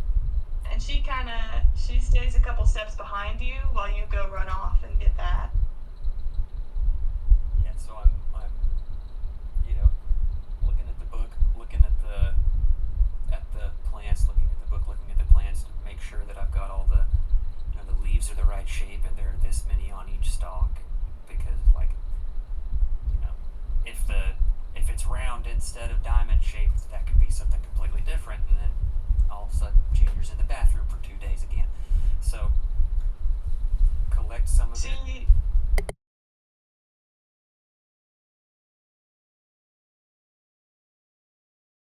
smart girl, and she says, yeah, I think that's the one, and you walk back in, and she makes the tea while you treat Junior's cut again. You wash it out, honey, and a little bit of moonshine. Mama looks the other way, patch him up, sends you both gets you both your supper. Paula and Sydney come back from wherever they've been, and you go to bed, and you feel so full.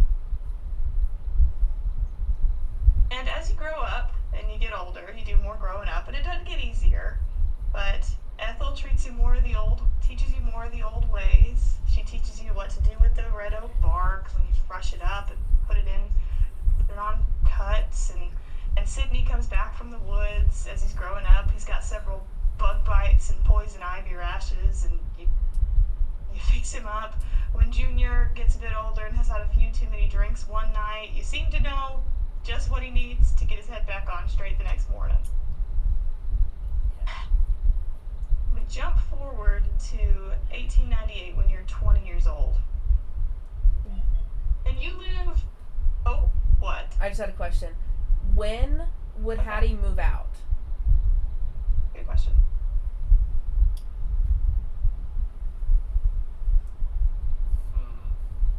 Because she doesn't marry and work's hard to find.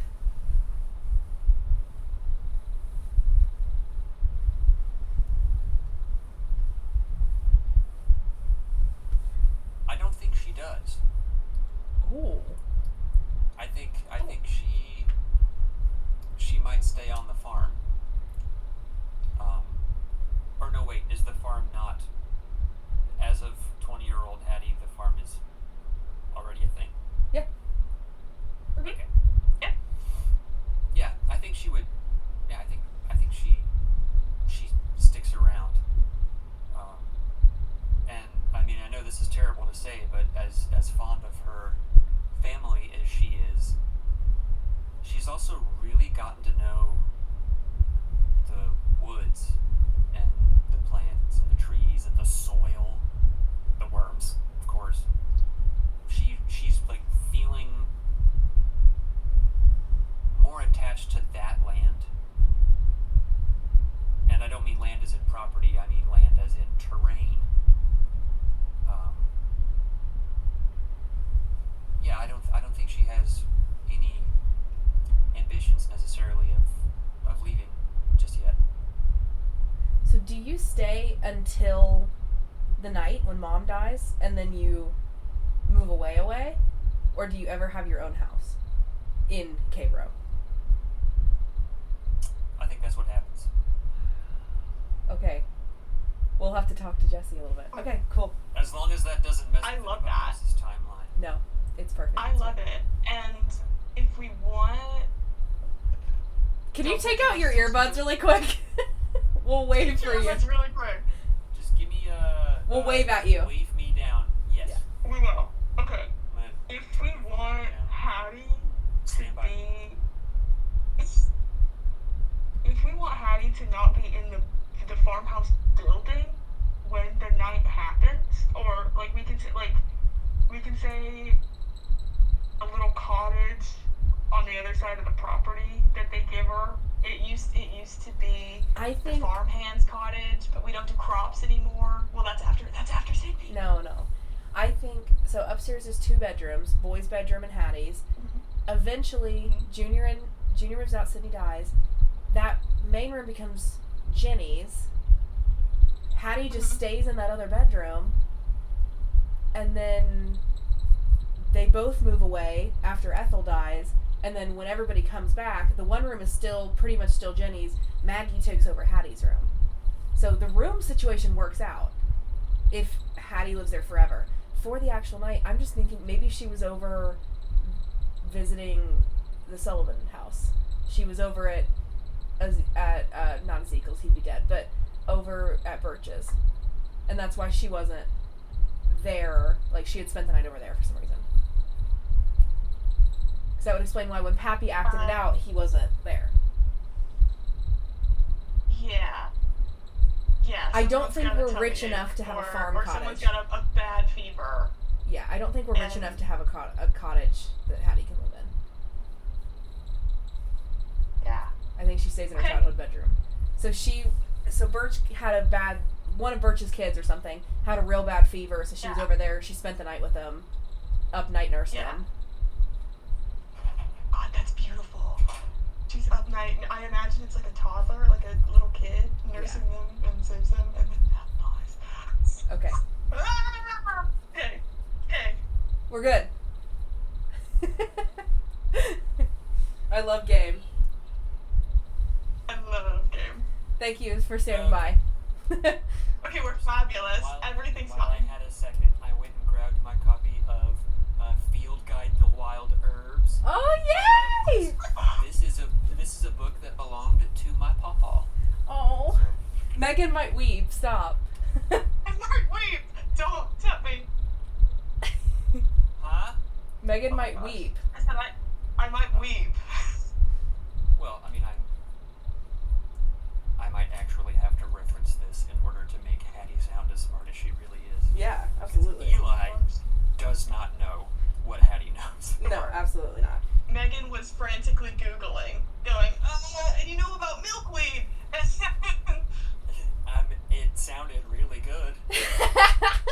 Megan's good at this, man. Okay. She's good at this. I'm good at acting like I'm very smart. Okay. Okay, we're good. We're ready. Okay. Cool. So you stay at home. You know, other girls get married, move away, move out of town. You just can't bear the thought of not being right here. There's something about the soil and the wood and the smell of the wind. You're just fine. And you grow up through your teens that way, and then one day, when you're 20, and your baby brother is 16, and I'm sorry to say it, taller than you, he comes in, it's late one night, Mom and Pa are asleep, and he walks up to your bedroom and he knocks on the door. And for reference, for how this house is laid out, Yeah. Ethel and Pappy and Mima, or whatever you guys are calling her, are in a downstairs bedroom, shoved into. It's a room that wasn't supposed to be a room because they weren't supposed to have a third kid, so they had to make a room underneath the stairwell. Used to be like a closet or something. Now it has a bed and a chest of drawers. Okay. Upstairs, if you go straight up the stairs, it's like a banister and what should be a loft where the boys sleep, and then through another door is Hattie's room. Okay. So you're upstairs in the backmost room. It's like probably supposed to be an attic, and you're all set up in there. But yeah, your 16-year-old brother kind of raps on the door real light. Give me a couple seconds. I'm just in a slip right now. Hold on. She'll throw on something. I mean, you grew up in a house that full of people. You know, how many times has he walked in on me in the bathroom? But nobody cares. It's whatever. But yeah, I opened the door and he can see behind me that I've just got like jars and tinctures, and there are just like stacks of plant biology books all over the place that I probably should have taken back to the library a long time ago, but I'll get a pass. What is it, Sid? Hey, Junior's asleep. Can I step in just sit for a spell? Well, yeah, come on in. Hold on, let me. She's got a little like armchair in the corner that she moves like a pile of books and notes from. Goes and sits on her bed. Yeah, what's up, Bubby? He sits on the floor in front of the armchair and like leans back against it. And he's kind of looking around. He goes, You sure are reading a lot of them books and things. Yeah. You know, makes me happy. Just knowing as much as I can. And it, passes the time. What's on your mind? You look troubled by something. You know how when Junior comes back from, getting in and fights and things, you can like put stuff on him and it makes him feel better. And you do your healing and stuff. Yes. He kind of tugs at his like pant leg and pulls it up, and you can just see like a nasty scratch on his knee. And he goes, I just fell down the creek. I didn't know. Sid, what?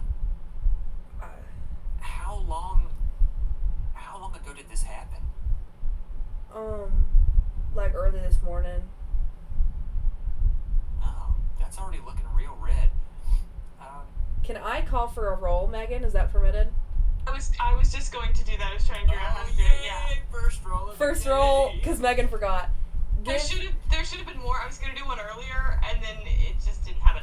So Megan's very bad at the roll part of game. Give an This is going to So be... is Eli.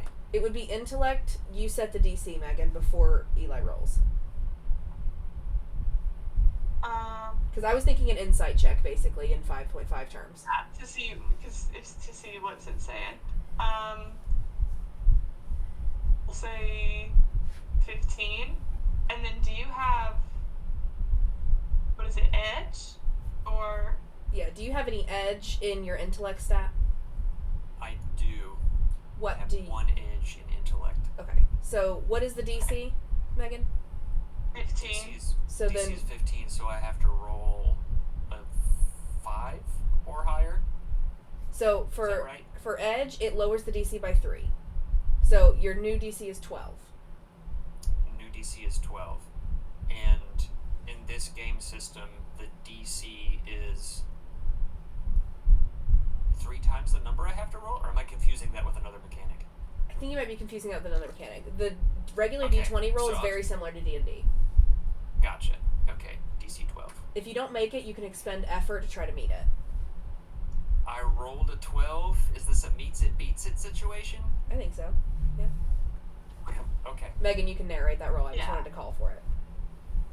Yeah, Sydney's telling you that this happened at the creek.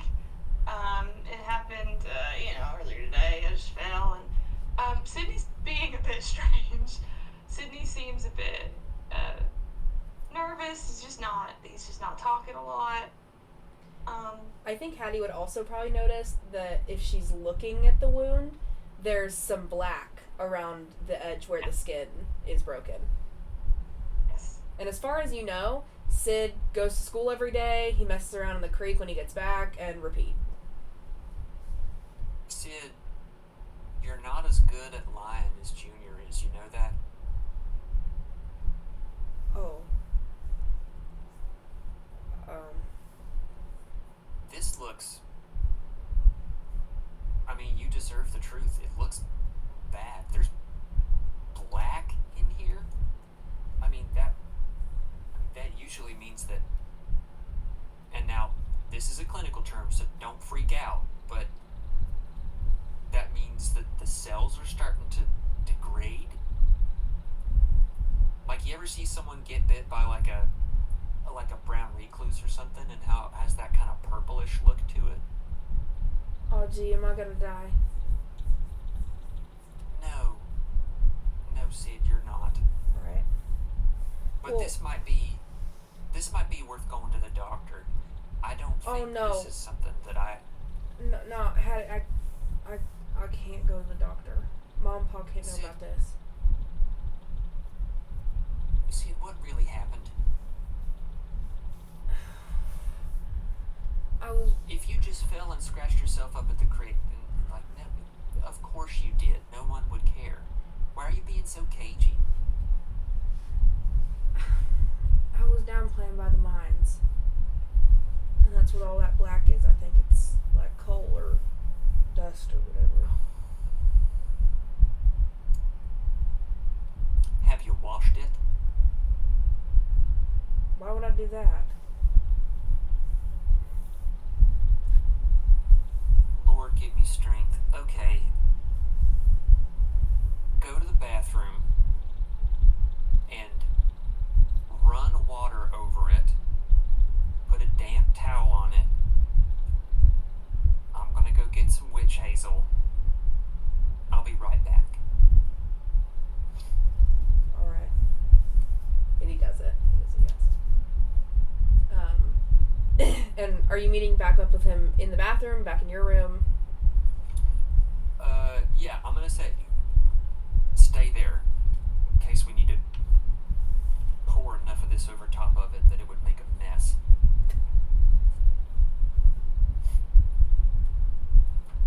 So, yeah, once I get a couple of things from downstairs that are either antiseptics or it's just going to help with inflammation, and it might be like kind of like mildly numb it a little bit because it looks super irritated. Yeah, I'm just going to bring it back upstairs and okay, did you like thoroughly run water over it? I mean, I did it. I did what you said to do. Does it look any different? Mom, hello. So sorry, I was so enraptured by movie. how good did I wash my cut, bruh? Come on. You're so deep in. Well, you know, Sydney's sort of as his best. He gets all the black off, and you know he gets all the soot from the mines off. It's still he's taken a while to work up the courage to ask you. So some of the blood is sort of dried on there. He couldn't. He rinsed over it, and it didn't really go anywhere. But no, the cut. Hold on. I need you to start taking deep breaths, okay? This is gonna clean it, but it's gonna sting pretty good. But Alright. I trust that you have a high pain tolerance, given the amount of scrapes you've managed to get yourself into. I don't. Sorry. Reserving judgment. Okay. And I'm gonna take a little bit of. I mean, there is perhaps some stronger solvent in there with it. But yeah, I mean, what he sees is just like a bottle that's got a couple little things of leaves in it, leaves and like pine needles or rosemary, something. I don't know. There's little bits of green stuff floating in it. She takes it, turns it upside down on a cloth until it starts to kind of saturate through. Okay, big breath in. She's gonna put it on. Yeah, I know, bud. And while you're like Okay, going start. through and kind of doctoring him, he looks like he's working up the courage to say something.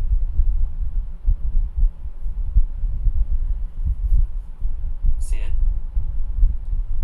Huh? tell me. Oof. Man, you're like Ma. That's right. It's just like a random thing. If it was that random, it wouldn't be bothering you like this. Come on, bud. Well,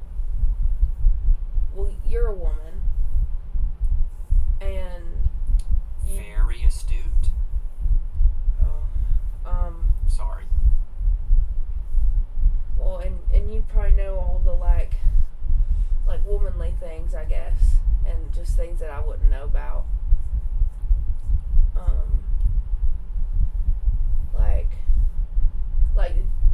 Like when I was a baby, did you take care of me ever?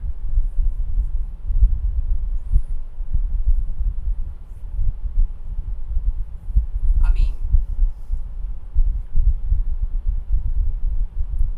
a couple of times when, you know, Dad didn't get home until a whole lot later, and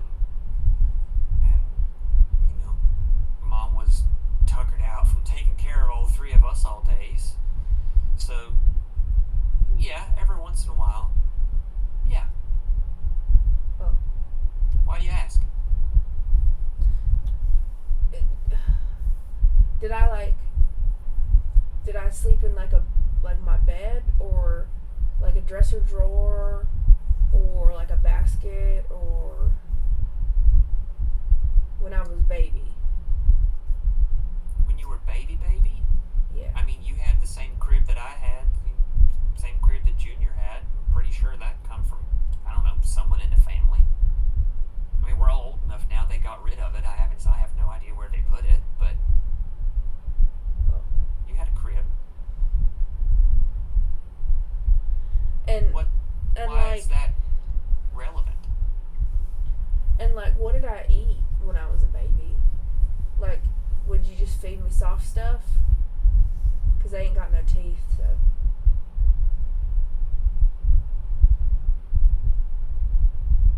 I mean, well, yeah. Are you feeling okay? Yeah, no, Yeah, I'm alright. I was just thinking about like Look, you're a tough big old 16-year-old now, and I know you don't you know, you're trying to project an image, and I respect that in public, but we're not in public.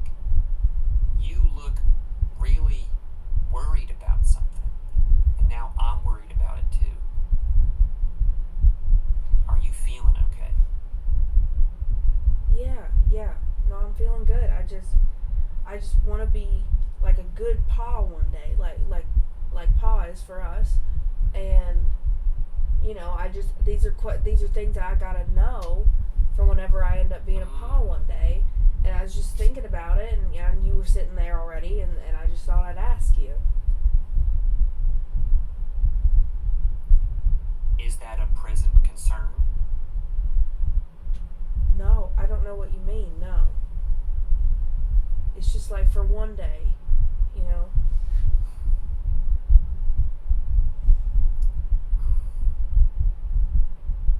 Just for I think there are times where you're down by the creek, or you're, just messing around with some of the younger kids at the schoolyard, and you get a look on your face exactly like Dad does. There's just this little kind of wrinkle in your eyes that, I don't know. You have so many of Dad's good qualities, and I have no doubt in my mind that if you ever decide to have children, and I hope it's a decision and not a whoops, I think you're going to make a perfectly fine father. But also, you're too young to be thinking about that stuff already. Yeah. If Unless, are you seeing somebody? Is that why No. you're asking? No, I ain't. I ain't seen nobody. But I'm just checking, cause like, I don't know. I mean, both of Ma's parents are gone, and it's just like, if I had a little one one day, and Mm-hmm. if me or their ma like wasn't there, it's just like, I don't know, they'd be someplace close so that you and Ma and Junior, and maybe not Junior, whatever, could take care of them, because that we just all live here, nearby here, or here. Oh, yeah. I mean, yeah, at the end of the day, of course. I mean, I feel like you have imagined a very particular and a very maudlin future for yourself. I don't know where all this anxiety is coming from about having a kid and then not being. Look, as much as we holler and cuss and slam doors at each other, at the end of the day, this family has always taken care of each other. And my hand to God, and I don't use that lightly, I'm going to be there for you. I'm going to be there for Mom and Dad.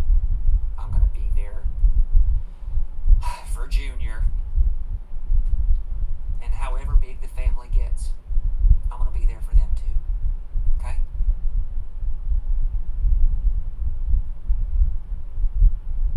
Alright. I got your back. Now, I'm going to get a little bottle of, oil or whatever. Rinse it thoroughly for the next 3 or 4 days until it starts looking not so red. And take this bottle. Look at me. Full attention. Take this bottle. Take this little strip of cloth. And you're going to put a couple of dabs on there and just gently rub it over that wound. Okay? It might sting a little bit, but then it's going to start to tingle, and then it's not going to be so sore. Alright. Alright? Thank you. It's getting late. Of course. And I think he just goes in and hugs you.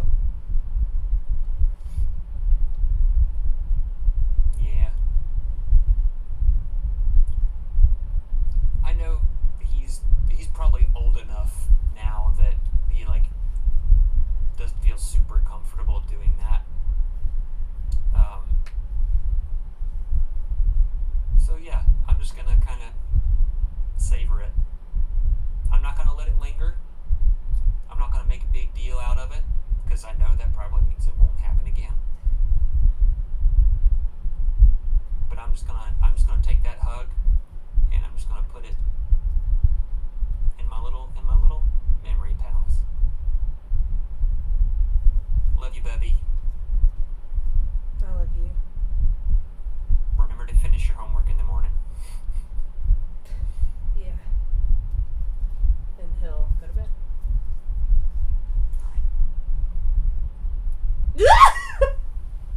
Sorry, I'm laughing at Megan's face.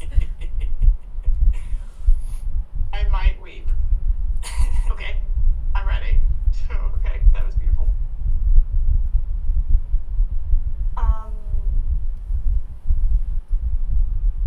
That night Sydney goes to bed, and Hattie, you go to sleep feeling so full. And you don't see Sydney the next morning. He leaves at an unholy hour to go walk down to the schoolhouse, and he tries to finish his homework before he went and all that. And, the day passes like any other one. Pa's sitting around in the kitchen, Ma's cleaning, and on a normal day, I think Hattie would just be, you're working at your garden, you're pruning some herbs and getting it all, and the garden's around the side of the house. There's some of it on the front, and it's around the edge, and you're on the side, which means you don't hear when the sheriff comes to the door, and you don't hear what he tells Pa, and you don't hear when they sit in the kitchen and things like that. But as you're pruning your herbs and your plants, and you're talking to them about how bright the sky is today, and it's about sundown, and everything's a bit golden. On the front porch, which is just around from where you are, you hear your mother just sobbing, screaming, crying, wailing. Whatever it is Something I'm is doing, wrong. I drop it. I am already there. You run around the house, and you're up in front, and you see your Ma and your Pa front porch, and Pa's sitting there with Ethel, and she's crying. She's saying things like, "They can't have him. They gotta be wrong. They can't have my boy." I know. And they're crying. She's I know. Mama, look at me. What happened? Hattie, come here a minute, baby.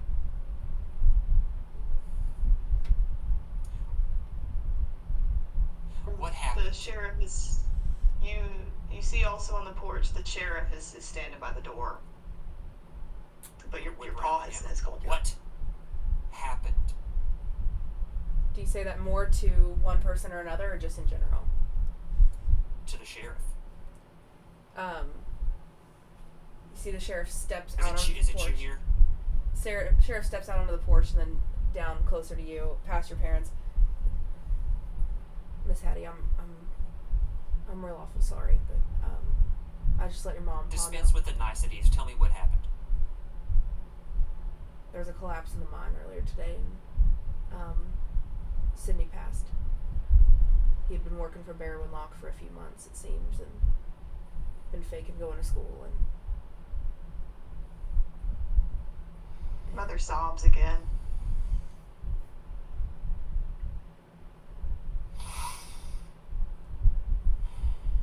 That goddamn mine.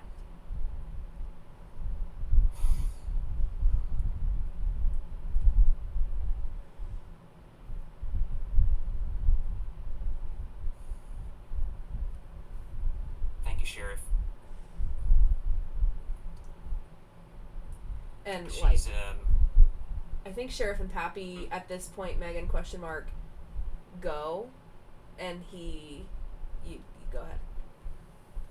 The sheriff walks your ma over to Uncle Ezekiel's house, a farm over, and then he and Pa go to the station to see the body. What does Hattie do? I think she is immediately in shock. She is outraged, not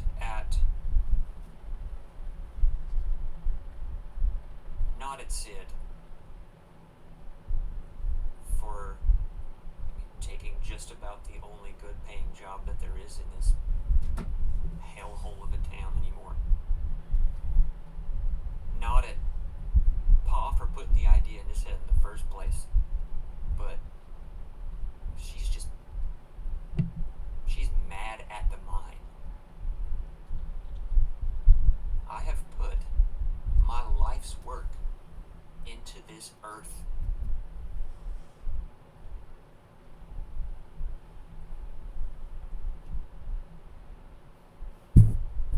And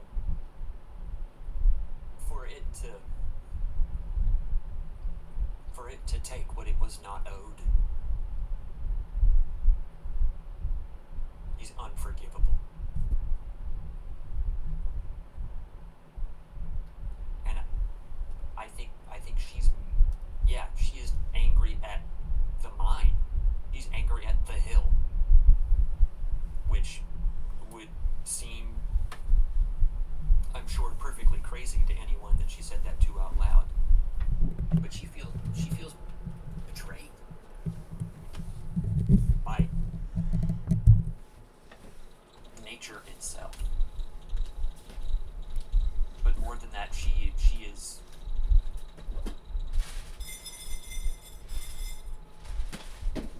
just ragefully mad at that company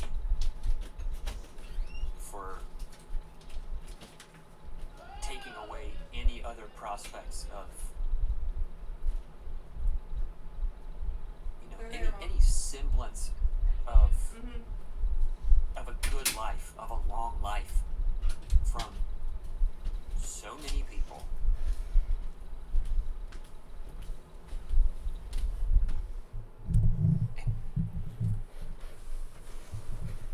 Ruining families, tearing up the earth,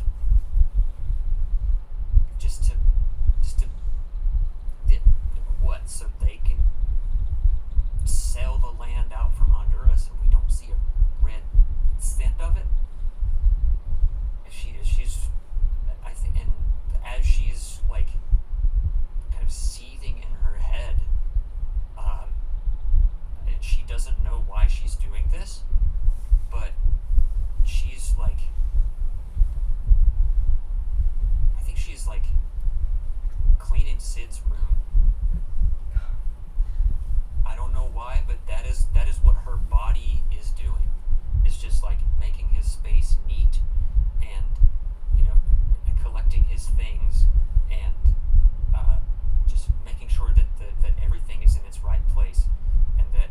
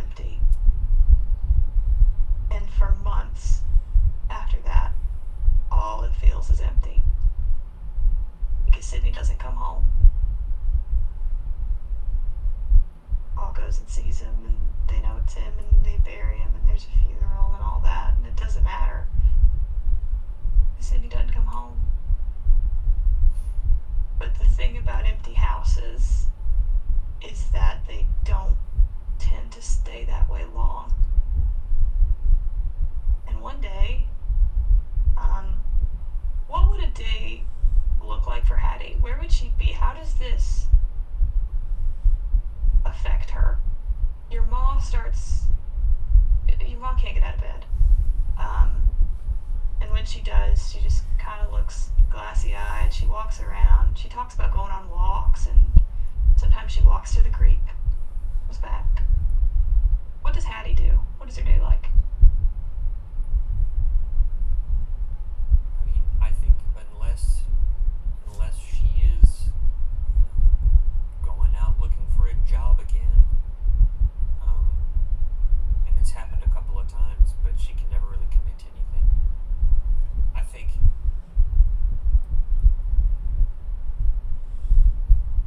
rather than processing her own grief, she is like trying to push that aside so that she can fix her mother's grief. And so she brings Mom her coffee in the morning, and if she's not in the mood for coffee, I'll bring her that tea that she likes, or she says she's going on a walk. I want to go with her because, I mean, I've read too much Goethe, and I know sometimes when somebody goes for a walk, they get a little dark, and I just don't want her to be in that dark place by herself. So, yeah, I think Hattie's trying to split 3 ways between continuing her own life and maybe trying to be a little more independent and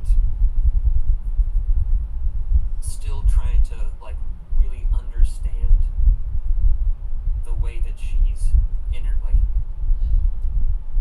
her her herbal medicine or whatever, trying to make that into a profitable thing, trying to learn more about it,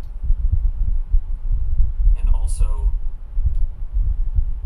trying really hard to be there for her mom and dad, even though he maybe represses his own emotions even worse than Hattie does. Trying to be there for them, but not be too there for them, because she's worried that she's going to end up like being overbearing and like annoying, and she doesn't have a husband or a boyfriend. She doesn't have that many friends outside of the book club and Bible school, or Bible study at this point. And I think Mom and Dad are the people that she's like closest with, and she doesn't want to do anything to mess with that. She's trying to figure out what that looks like. Yeah. And you try to be a little more independent, trying to give them their space. You spend a lot of time in your room. You're reading your books and things, and you're flipping through the pages, and sometimes it feels like the draft will flip them on their own, and a lot of herbs, different things, and some of them talk about how to help fevers in babies, and you don't look at that page a lot. There ain't been a baby around here since Sid, but it's hard not to remember the questions he was asking. And before he left.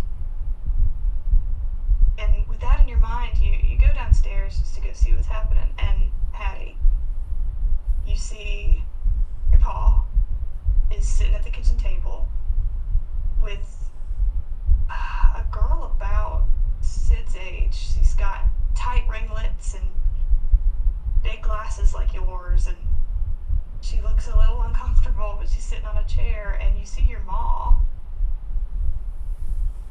holding a little baby.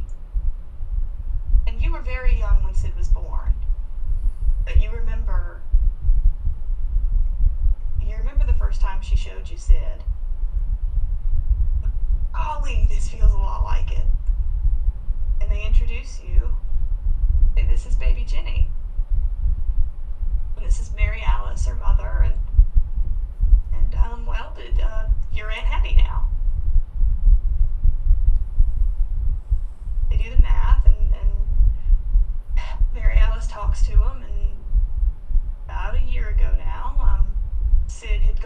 towns over to go sell a cow and help out on a farm for harvest and Sell a cow. Yeah. sell a cow. Apparently met a girl. I'm not calling you a cow. I apologize. That was poor wording on my part. It's not. Would you like a sarsaparilla tea? Anything I can get you? No. Okay. All right. Just figured I'd offer.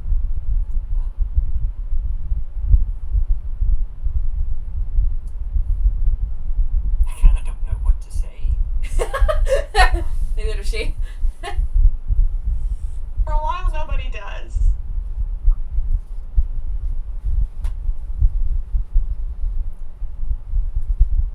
I mean, this is a really For a bad while. time to say Oop. I knew it, but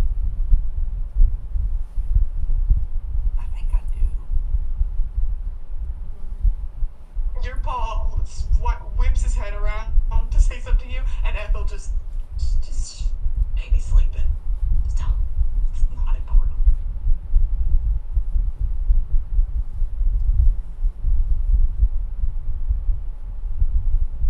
That can be a conversation between us later. It better be. Daddy, I was not talking to you. Oh.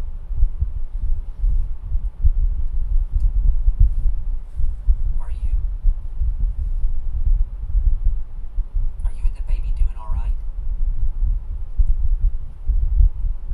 Well, I reckon so. I don't know much about babies and things, but I mean, I guess she's heavy enough, and she eats plenty, I guess, and I don't know. I suppose I'm all right. I know she's sleeping. You mind if I take a look at her? Yeah. I mean, she's gonna be staying here. She what? I mean, I'll visit, but Mom and Pa weren't too pleased about the news. Sid said that she could stay here. He said that his sister and his mom would take care of her.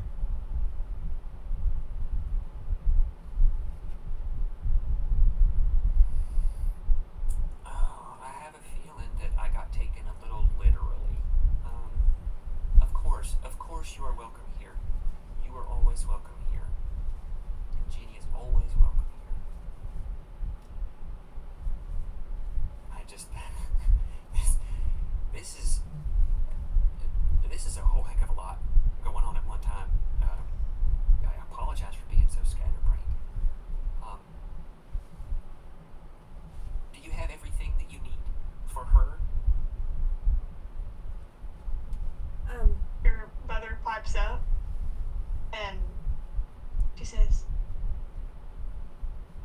"Well, Hattie, we got a nice clean room for her."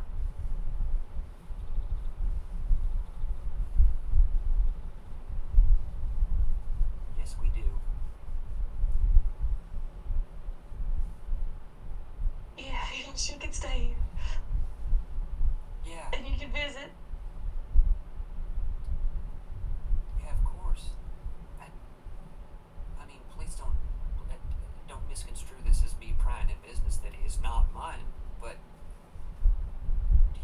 you have somewhere safe to go to, right? Well, yeah, I do. I'm living with my parents. It's just that Jenny can't go with me. She's got to stay here.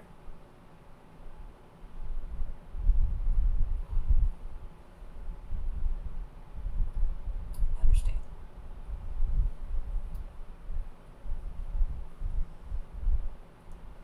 Well, I think I can speak for the household when I say that our roof is your roof, our supper is your supper. And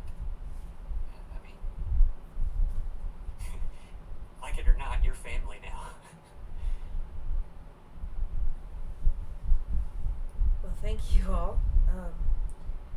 I didn't have much for. Sid said that he'd have a drawer. There was some crib that had gone through your family or something like that. So she slept in a basket until now, but she can go in that crib, I suppose. And I didn't really have anything else for her, so I suppose Well, I that's must be. all right. We got. I must be going. Yeah, we.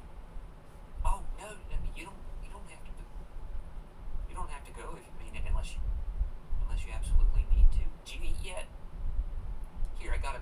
We still got some soup beans in a pot over here. There's some cornbread. I personally harvested the corn and made that cornmeal. That is from scratch. Thank right? you. None of that Thank you. stuff from a bag at the store. Thank Or you you. can take it with you if you gotta go. I can make it a little plate. That's fine. Thank you all. Really, I gotta be going. Okay. Please don't be a stranger. And Mary Alice kind of ignores that last comment, goes over to the basket, brushes a little bit of the kind of wispy baby hair out of Ginny's face. All right, baby, be good. Kisses her forehead and walks out of the front door very briskly.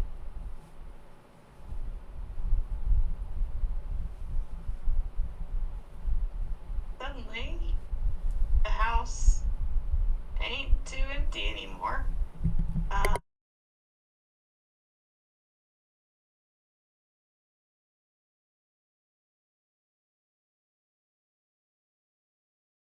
Alice says,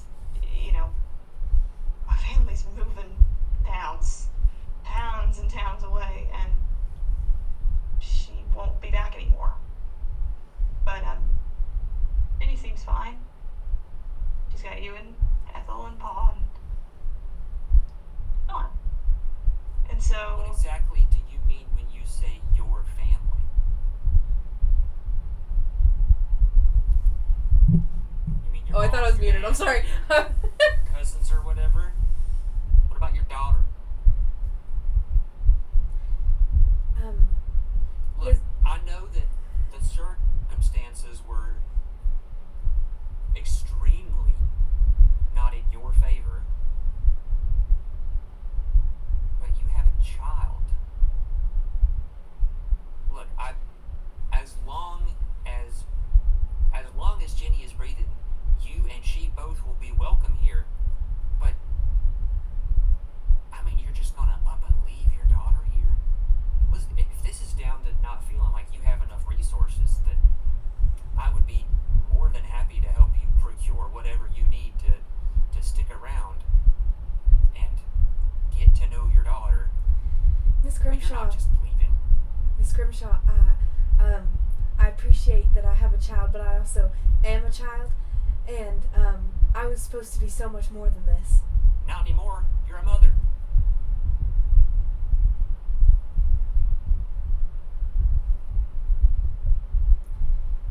I've got to go. And she's gonna stand up and leave.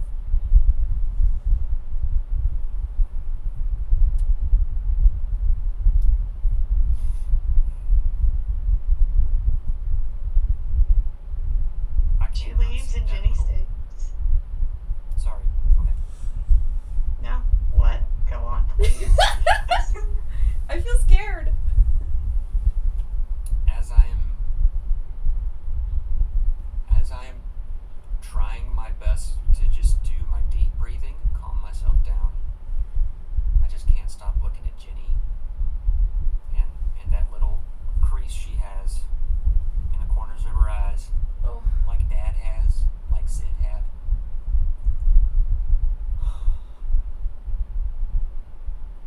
I don't know about her, but you're gonna be okay, baby.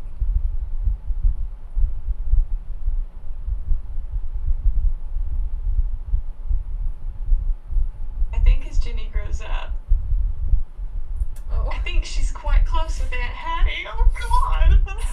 Are we okay? Do we need to take a break? No, we're good. Okay. That was very cathartic. Oh, my God. I like that. I will weep. when you get to hold your older sister as a baby, sort of thing. Oh, you didn't.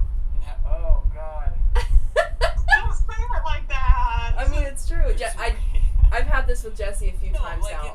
in a parental, like in a nurturing way. Oh. Yeah. Yeah. But also, you get to hold your older sister as a baby. Well, yeah. Ugh. Wow. Well, now My seems God, like a you good could. time to say we have a stoplight consent system in place. So, Oh, I.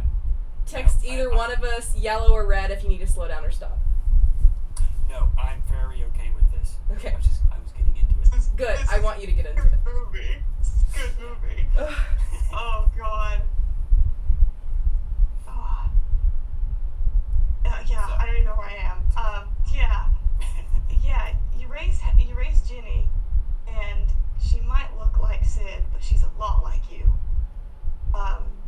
She's a smart kid.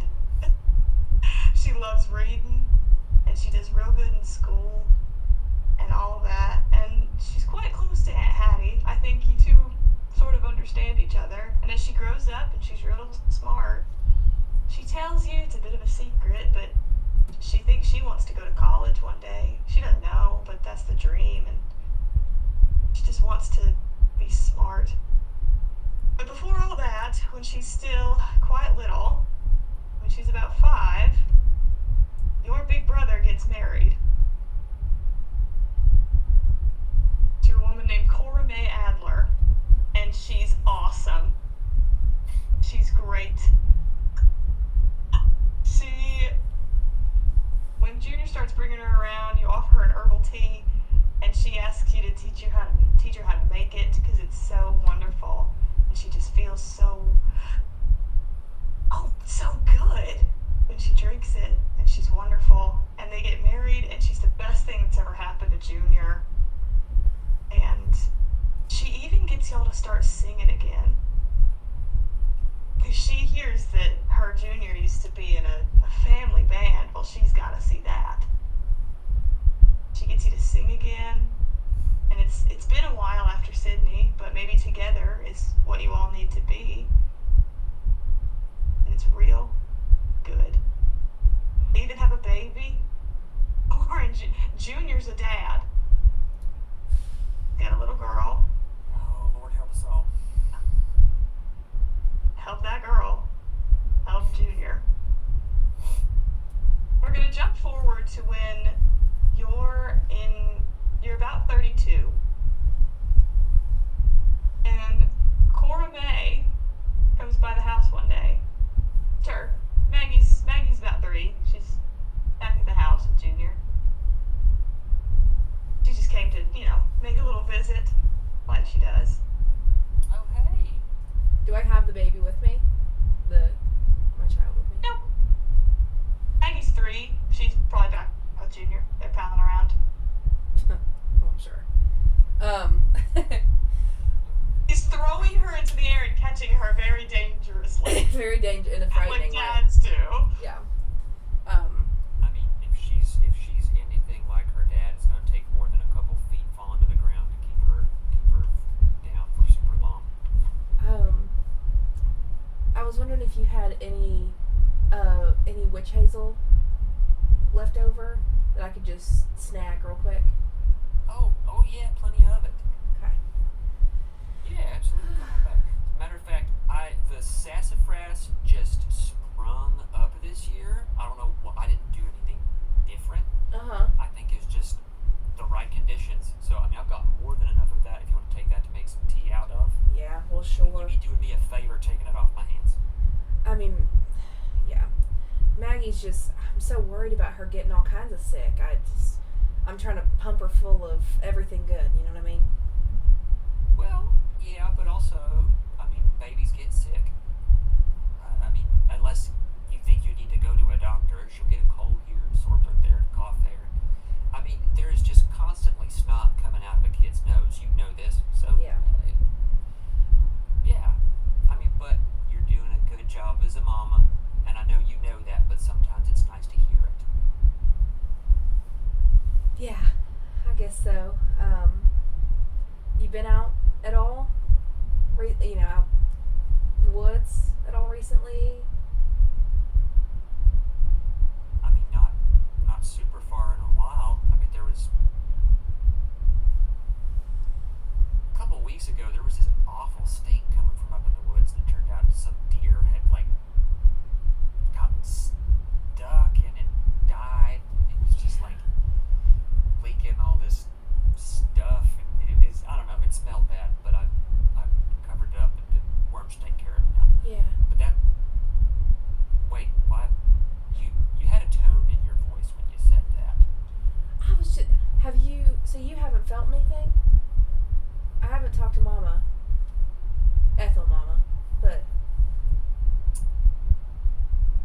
Can you be more specific? 'Cause Felt I feel a lot of stuff. something that, the empty. Any kind of pull, any draw, anything?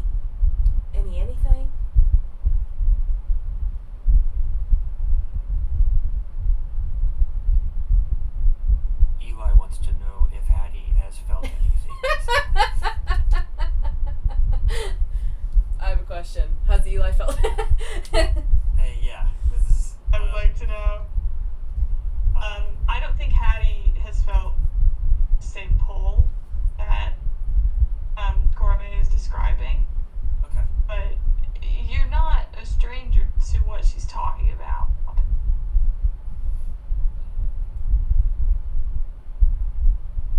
You don't know what it is. You don't know a name for it.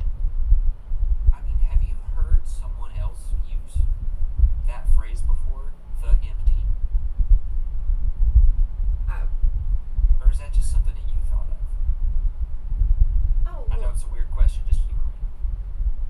I mean, it's kind of what I've always called it. It's, it kind of feels like you're in like a bubble, and it ain't exactly good, but it ain't exactly bad. But empty don't exactly feel good or bad. Right. I mean, I haven't felt anything like that in a long time. Can I ask when this happened? Or is it, Oh, how often does it happen, I should say? I used to feel it every now and again when I was younger, but since Maggie's been born, it's been. I mean, first it was every couple months, and now went up to every couple weeks, and now it just seems like it's every day. And I just feel like there's something out there I'm supposed to be looking for.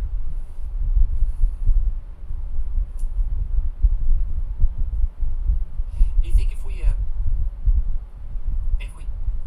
took a trip out there, you might be able to kind of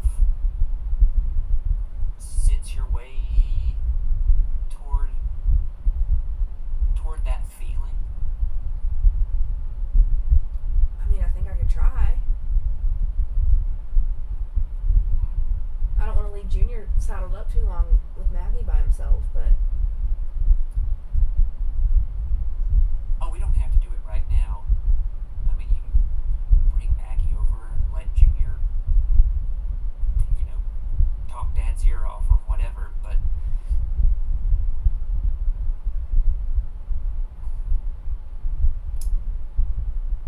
I think it might be worth,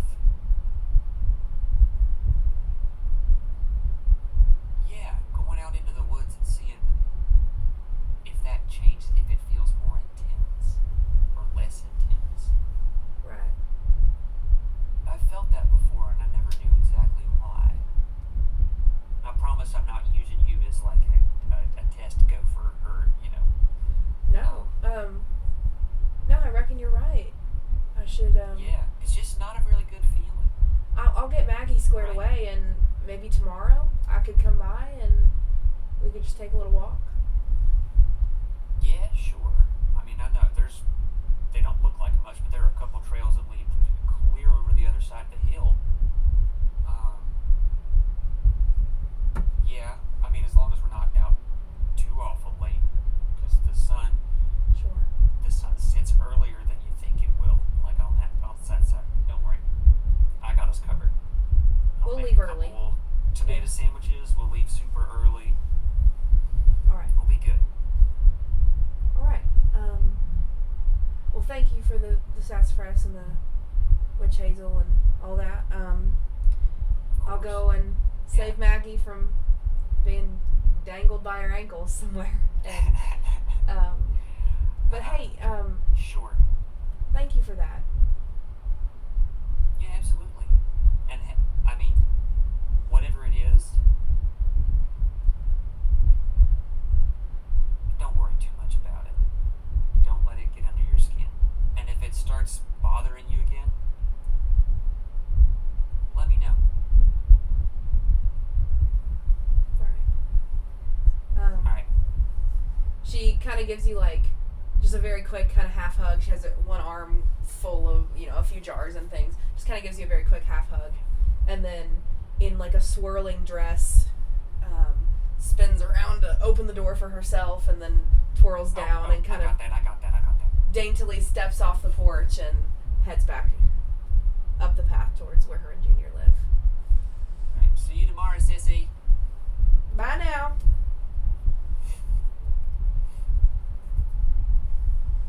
And you watch Gourmet go over the hill. And she crests it. She's gone. She's gone. She's gone.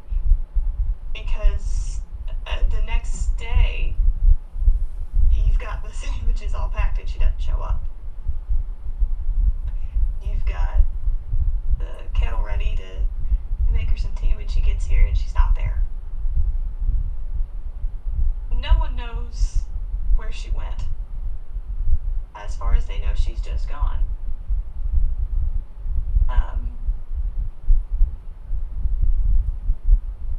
Junior, the way Junior tells it is that he woke up in the middle of the night and she just wasn't there.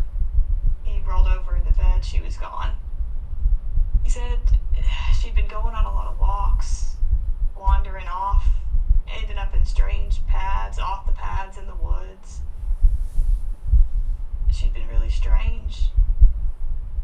And the sheriff and his deputies searched for days.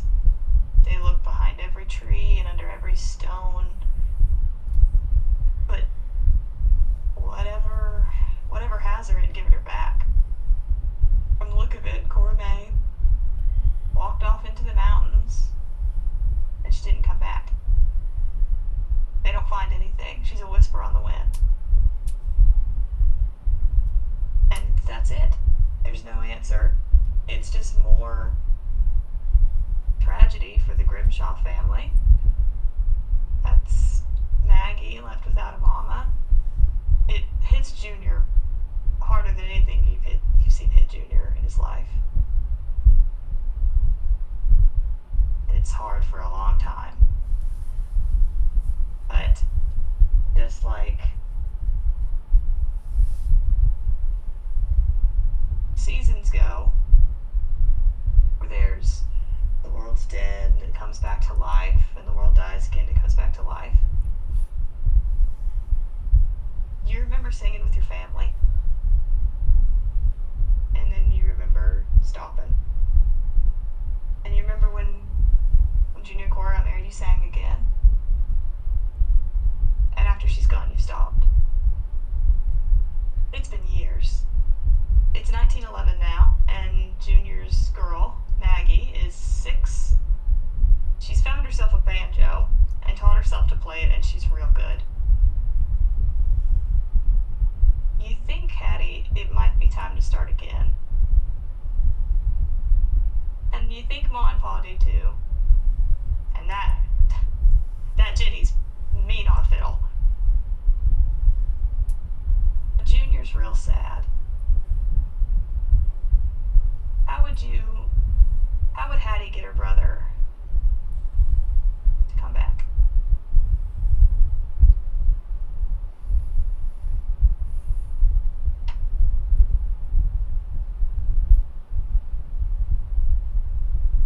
I think I see the bottle in his hand. And the one next to his chair on the floor.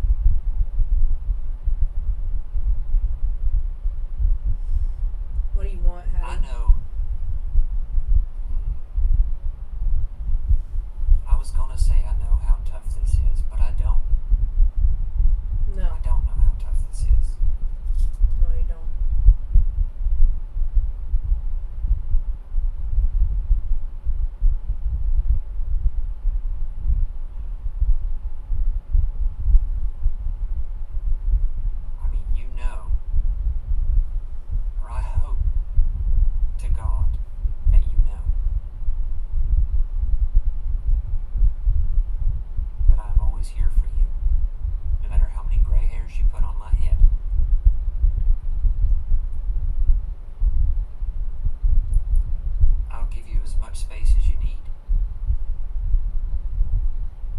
I'll make as much of that hangover cure as I can. I know better than to try to talk you out of there are better ways to fall asleep. That's beside the point.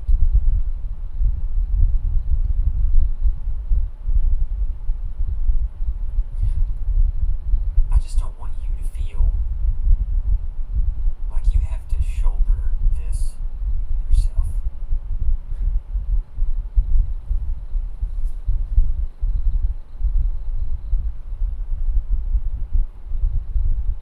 You have such a way with words.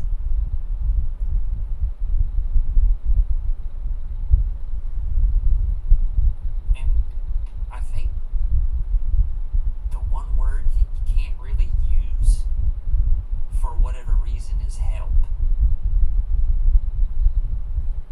And I'm not gonna turn this into a Hattie lecture.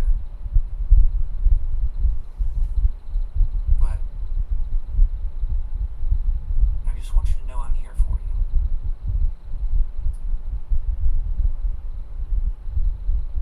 And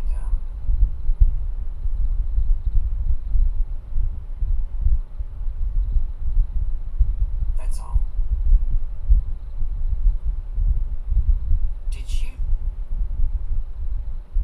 Did you teach Maggie how to play the banjo?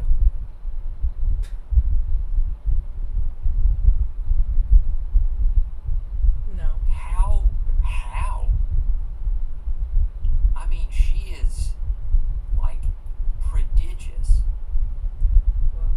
Well, Where did she get? Well, I guess we kind of know where she got that from, but I mean, she took like it to a fish to water that I've never seen. It's kind of scary, right? everything about that girl's scary.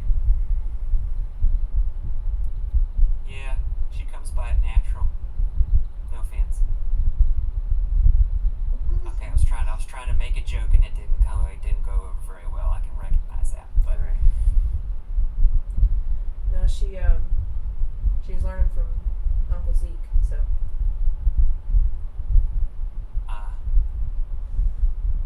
She didn't, well, nothing good she gets is from me. So. oh, don't you talk about my brother that way.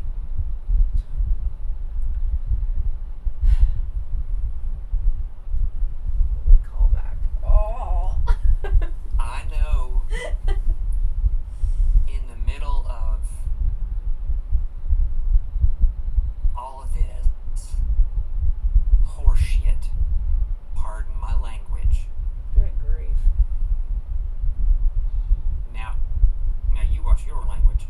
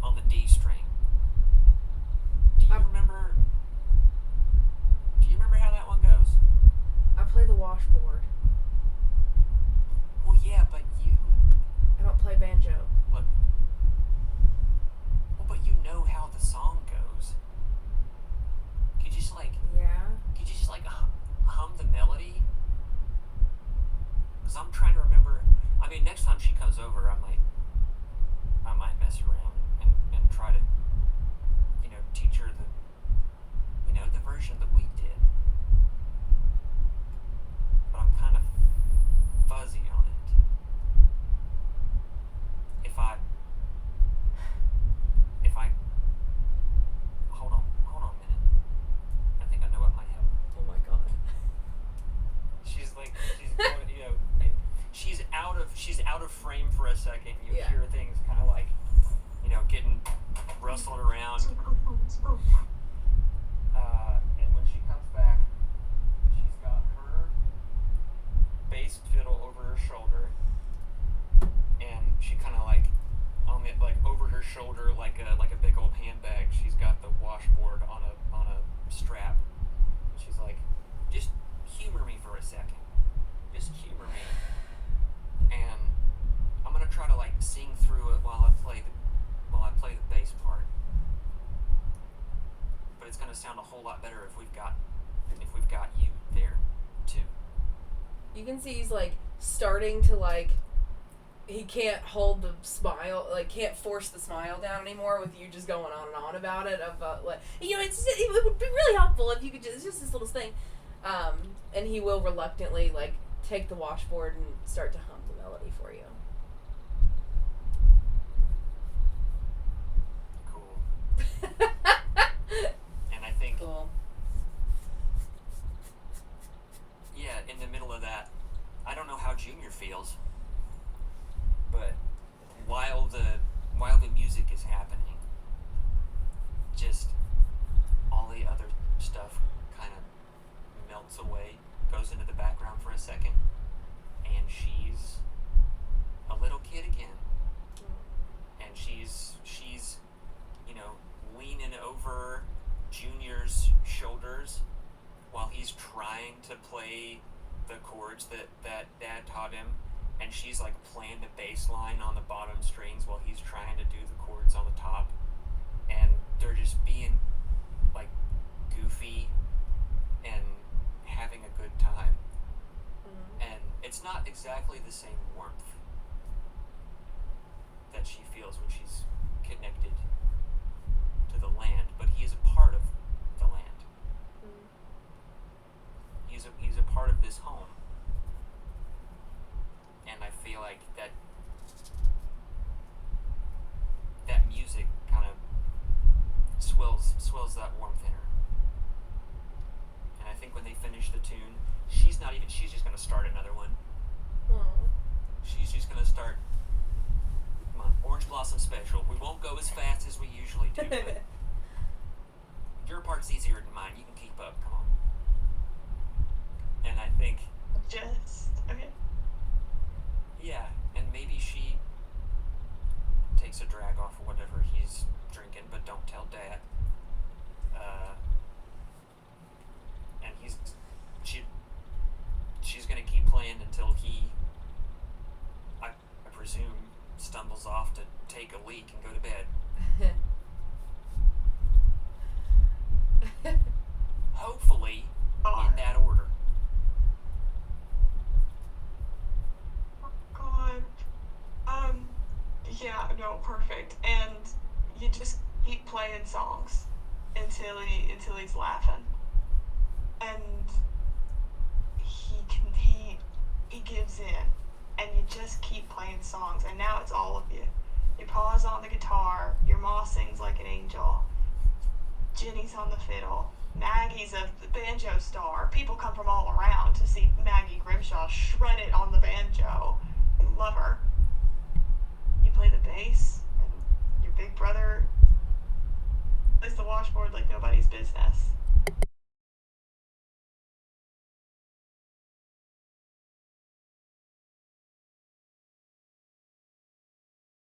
Or family reunions, they also start playing in little competitions and showcases, and they start making a little money, and you're all doing very well, and you get pretty famous in 3 or 4 counties. You win competitions over all the Ohio River Valley. Everyone knows you, and you live like that, where you're all together. And every time you're on a stage or at the front of a church or in the back of a fellowship hall, play with Junior. You just feel happy. And that goes on for 9 years. From 1911 to 1920. Jenny grows up. She's 22 now. She's got a boyfriend.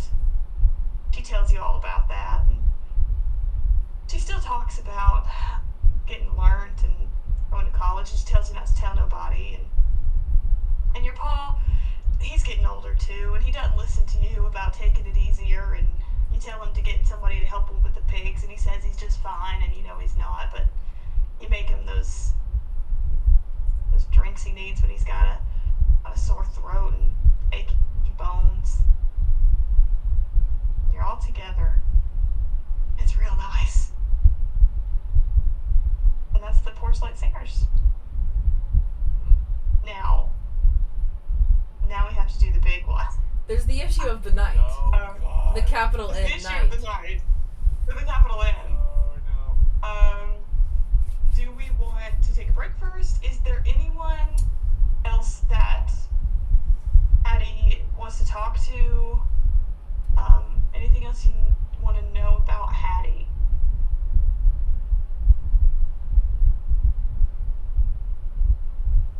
No. I think let's rip off this massive Band-Aid. Let's do it. Oh. Well, Hattie, you're 45 now. No, 43. Thank 43, yeah. Thank you. It's 1920. It's late June, early July, middle of summer. And you're up all night. You're not in your own house. You got called over to Uncle Ezekiel's place because one of his grandkids, Birch's 5-year-old boy, has a heck of a fever, and he's starting to get a rash, and they're just real worried about him. And so they come get you and spend the night helping someone name this kid. Name this 5-year-old boy. Birch's son.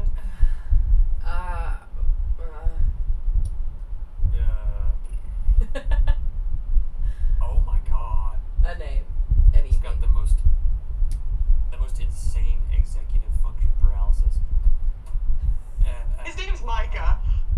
Micah. Okay, love it. Thank That's you. her dad's name. Yeah, Don't let yeah. her fool you. That's my dad's name. Okay, Micah Sullivan. He's real sick. And you spend the night doing whatever it is that Hattie does. Talking to whatever she needs to talk to. Putting in whatever honey she needs to. Brushing up whatever herbs she needs to. And by the morning, it's a bright 6 a.m. The sun is just cresting over the hill. You can see it now. The rash is gone and Micah's all right. Wonderful. All right, now Zeke. That kudzu that you got growing all over the back porch, Uh-huh.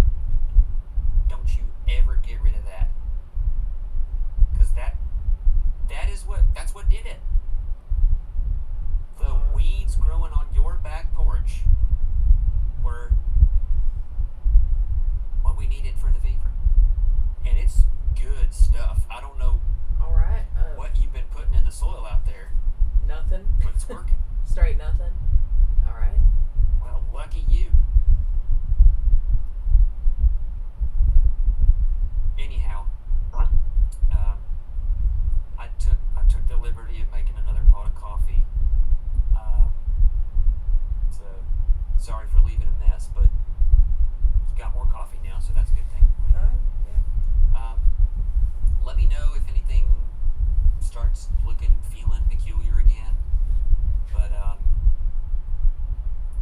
mean, it looks fit as a fiddle to me. Thank you, Hattie. Thanks for Of course. coming by and spending the night away from your nice bed. Oh, it was my pleasure. And I was just gonna bend down to Micah and, all right, because you did so good with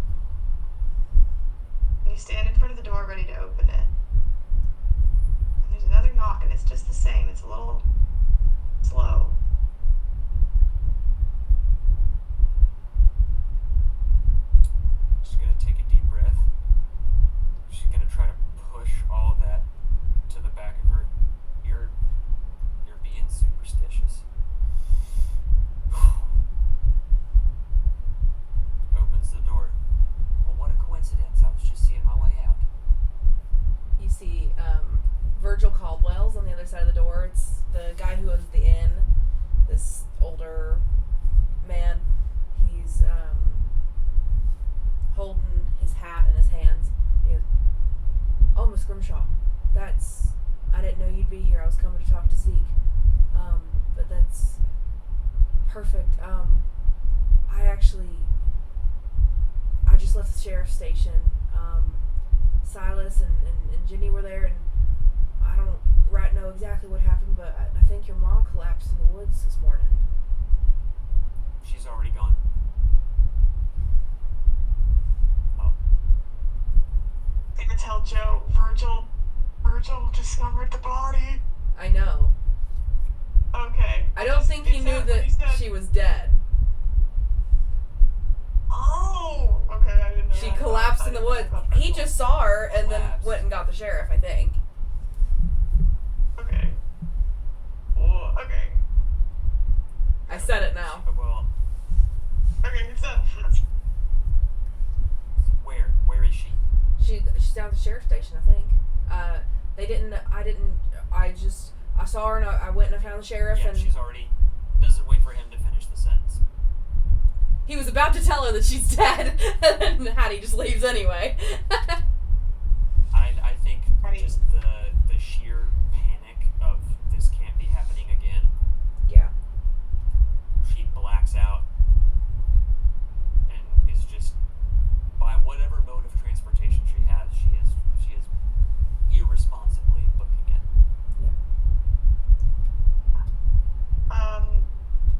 you cart up the mule. Taking the cart down the road. You gotta go around town to get to the sheriff's station. But you pull in and it's raining. And does Hattie just book it inside? Yep. Hattie, you're splashing through the mud. You don't care. You don't care that the trees are waving. You don't care what's going on. To the door. And you see your paw. And he's awful angry. He's right by the door. He's talking about leaving.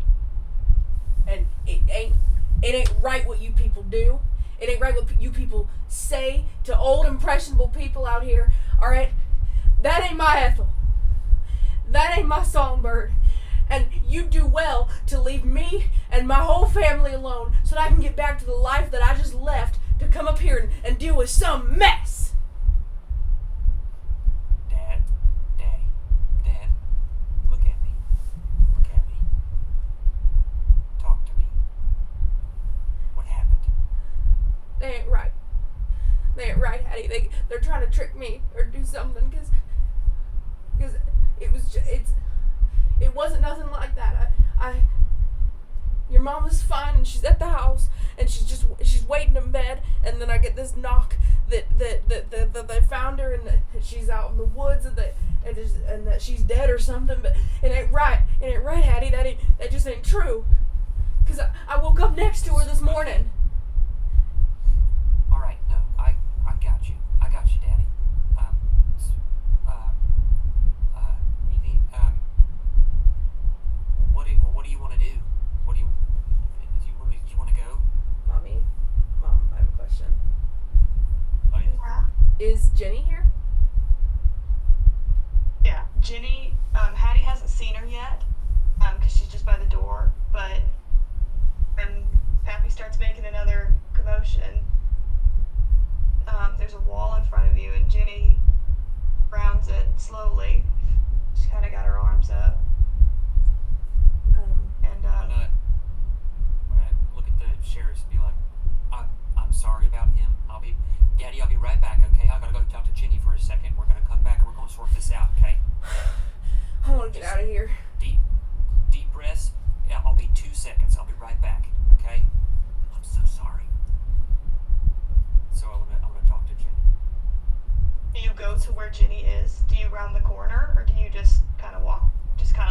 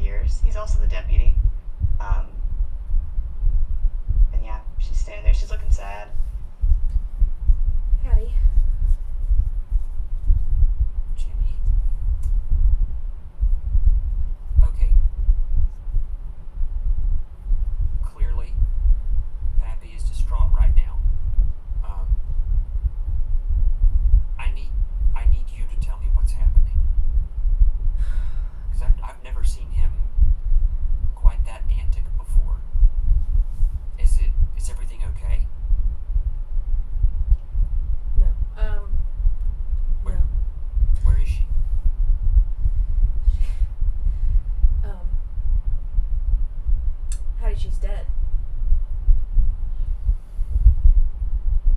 She collapsed in the forest early this morning, and some of the Underwood boys found her and called Jack, and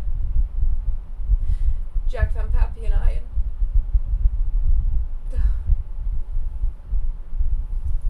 I identified the body already. It's her. And Pappy thinks that this is all just a joke. Well, I think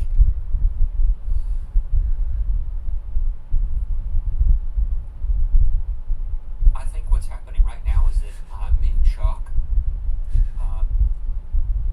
But what I do recognize is what denial looks like. Because when I know what that looks like. Okay? I think we need to get him out of here. We need to get him calmed down. Yeah. Would you rather be with him? Or would you rather be here? Somebody has got to take him back to the house. I Or think maybe not to the house. Jenny will glance at Jack as just kind of a questioning glare of like, do you need anything else from Jenny here? I think he'll kind of he'll hold her again, and he'll just give her this glance of like, we're okay, wherever you need to be. And she'd kind of, He'll tell her.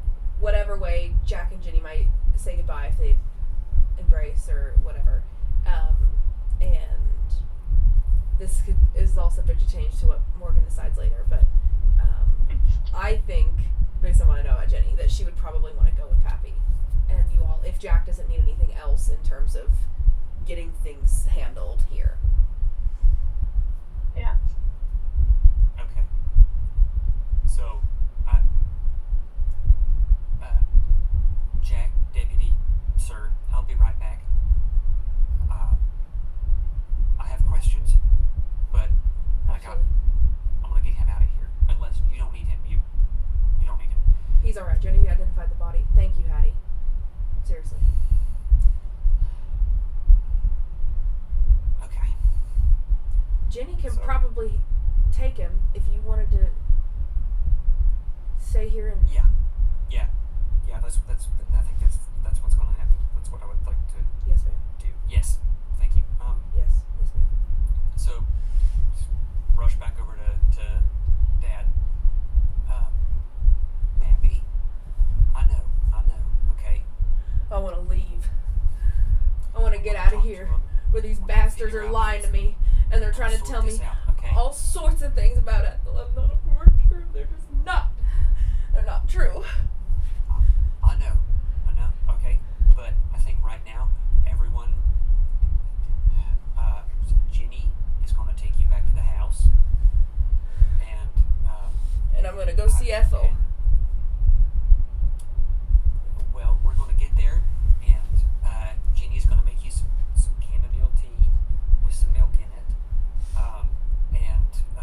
Maybe just kind of like take make sure that everything is okay in the barn. Just to, do something to keep yourself thinking straight. And I'm gonna talk to them, and I'll come meet you at the house in a little bit, okay? Right.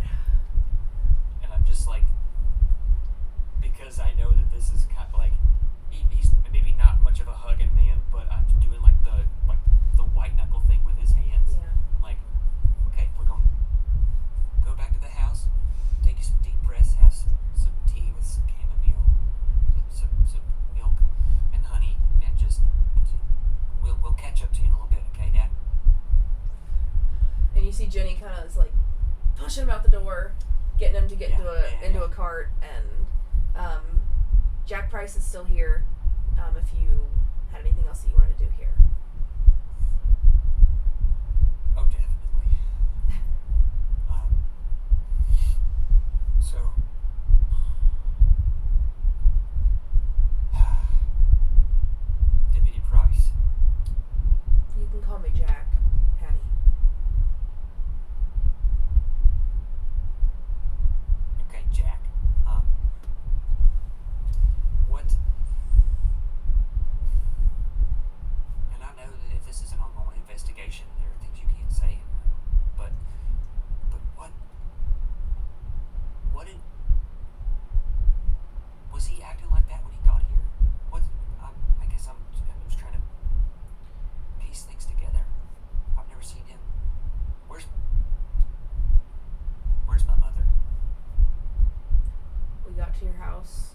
about 5 a.m. this morning to the farmhouse, and I knocked, and Pappy didn't want to let me in, and so I just spoke to Mr. Grimshaw through the door, and I told him, and he told me that couldn't be right, and Ethel was in bed with him, and I'd just woken him up, and he tried to leave, and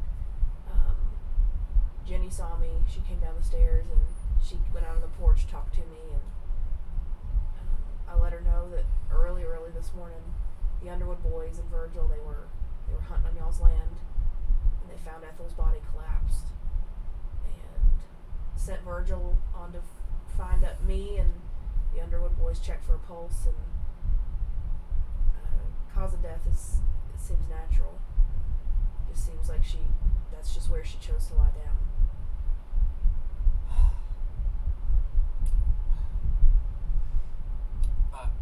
When will you have the official report? The autopsy. I don't know how long those things take. Probably be, I don't know, a week or so, because we don't have a coroner here. We gotta send it over to Oak County. I understand. Which is why we needed Pappy to come and identify the body. We'd have trouble getting her back if she wasn't, and he didn't want to come with us, and Jenny convinced him to, and he saw her on the table, and he got real upset. Yeah. That man has let go of more people than he ever had any right to do. Yes, ma'am. I think maybe.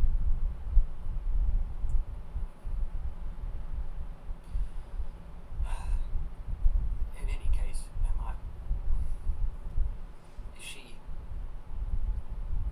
is she in any state to be seen?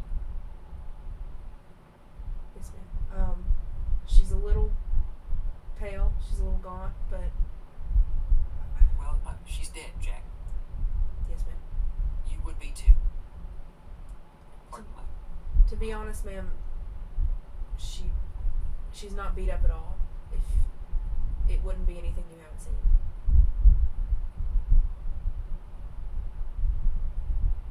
Yeah, but I want to see my mom.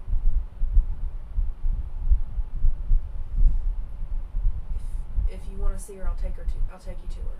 I want to go see my mom, please. Yes, ma'am. And he'll turn and he'll take you to the room where Megan.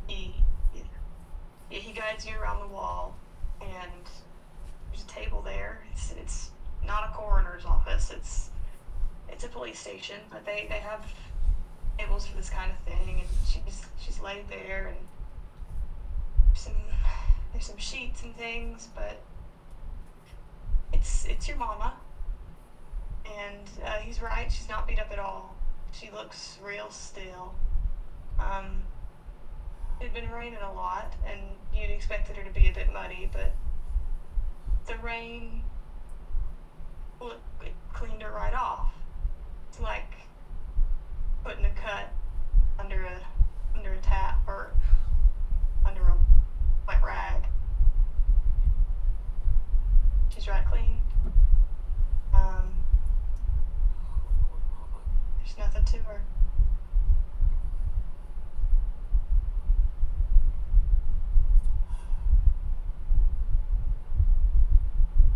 I don't know if you knew it was going to happen or not. God, I'm talking to the corpse of my mother. What is wrong with me?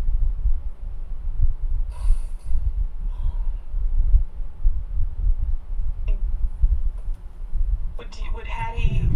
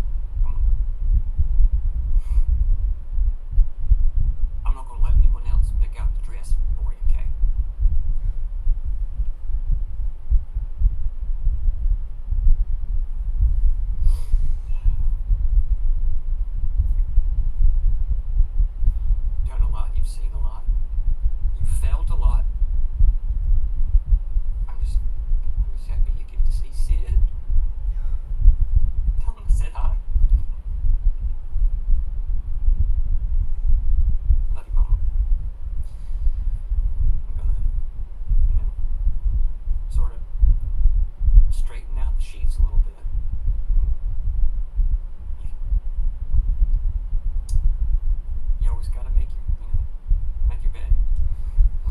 Bed. As much of a bed as it is.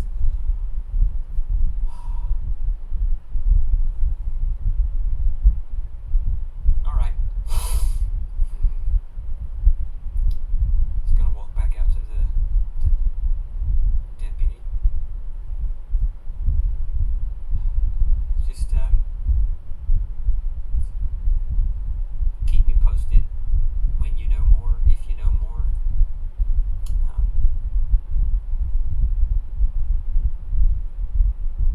I don't know, I'm not really thinking straight right now, but, well, you know where to find me. Miss Hattie. Yeah. I know this isn't what you want to be thinking about right now, but I just figured I should tell you that Mr. Grimshaw is. Jenny's already mentioned a funeral, and he's already said he's refusing.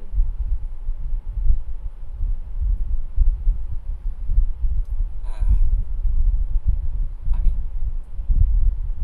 you know as well as anybody else in this town that he has dealt with more grief than any one man should have to. I think maybe this very justifiably pushed him toward, and hopefully not over, some proverbial brink. But,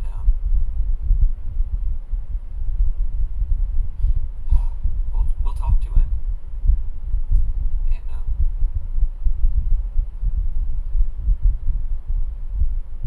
we'll talk to him. And if there's anything that I can do, that me or Mama can do for you all, you know where to find us. Thank you, Jack. Alright, you go home and get yourself some sleep, okay? Get enough for both of us, if you don't mind.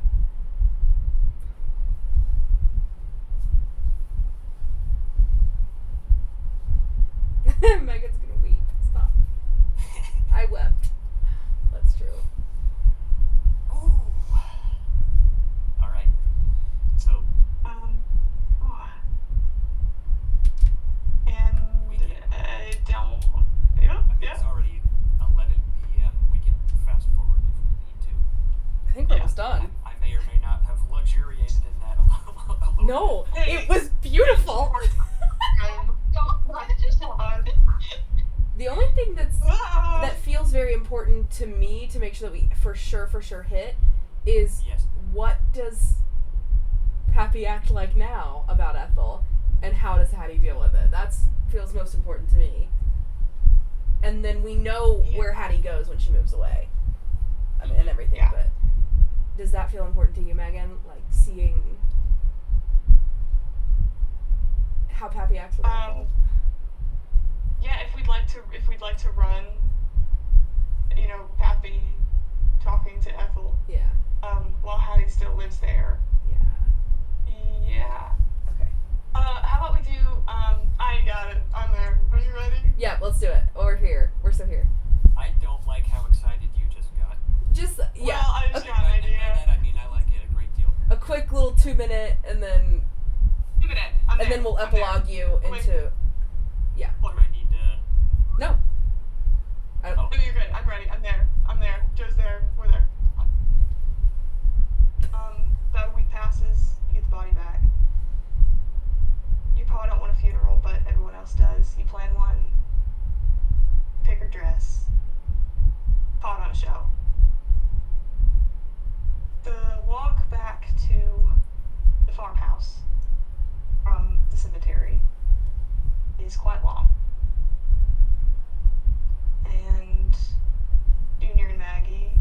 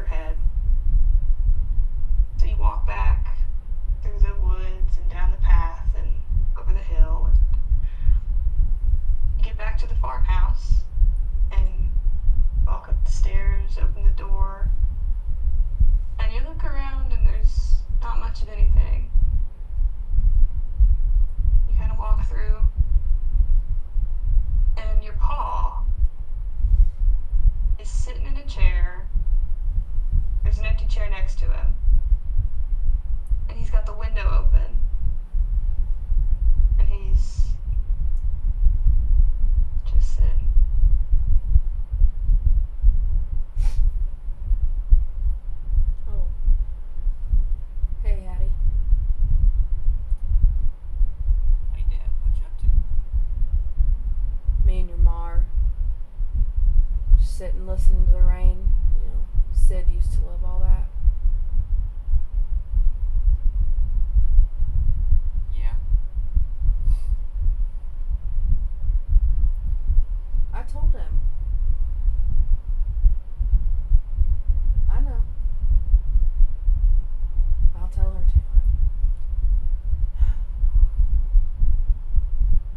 He's talking to the empty chair.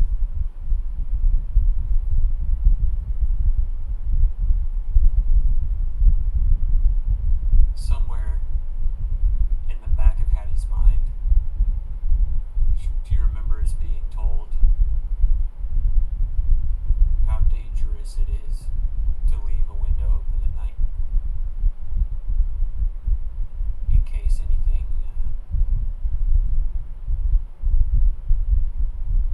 anything makes its way in. And for whatever reason, she can't push that one to the back of her mind. Now, Dad, when you say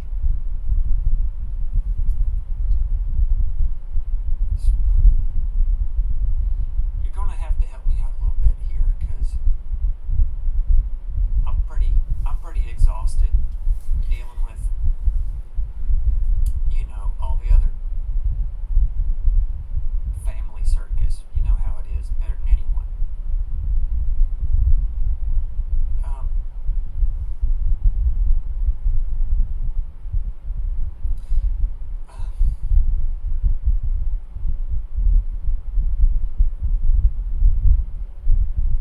I know that maybe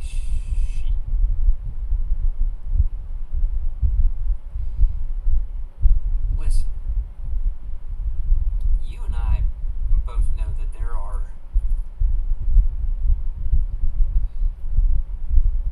things, energies in these hills, right? That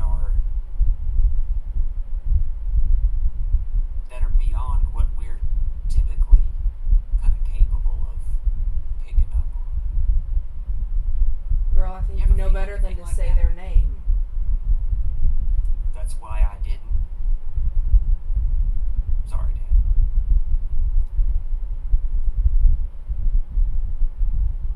So, is that kind of what it feels like right now? Girl, what are you talking about? Are you picking up any of that? Do you remember?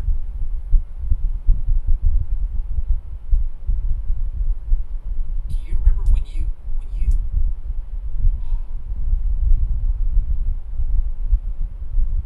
gave Mom that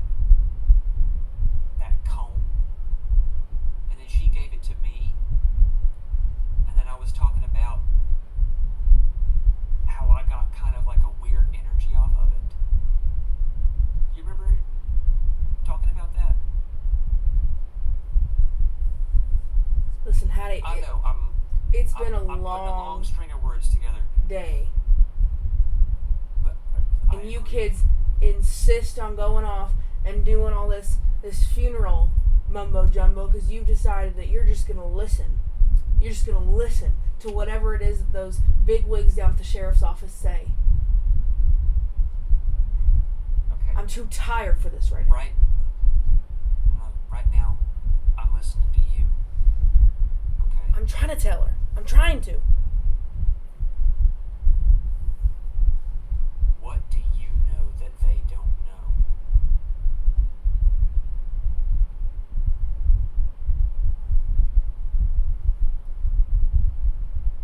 Please don't insult me and your mother like that. Your mother's I'm not sitting trying right to there. Your mother's sitting right there, and they're trying to bury her in the ground. Okay. Why do you think that is? It's not a rhetorical question.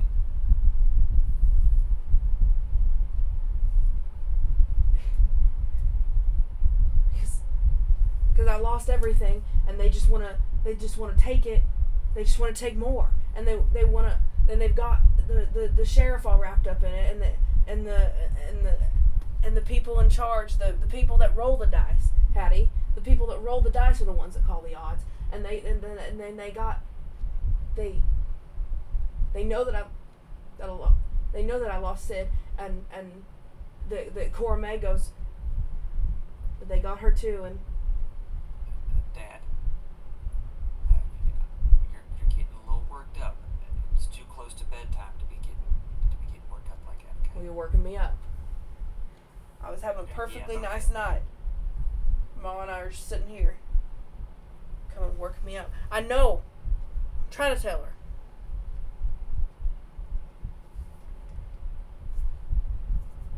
Dad,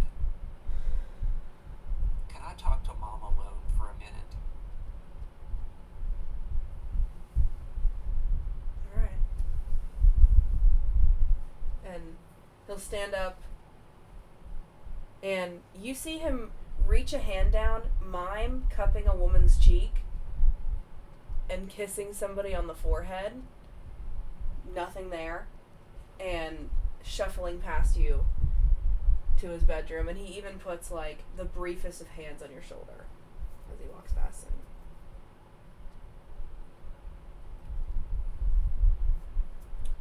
Really not proud of the fact that I played into that to get him to calm down.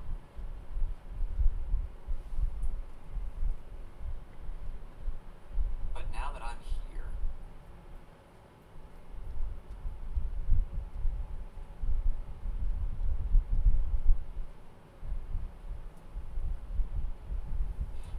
I wanna look. Hattie's not very. I mean, she can't do, what a preacher does when he rebukes the devil out of somebody, or she's never been able to conjure the haints or do any of the super powerful old really witchy stuff that maybe her grandma knew how to do. But she wants to try to kind of open herself up a little bit and see if maybe there's something, and she's not putting any labels on it, but something that she can sense.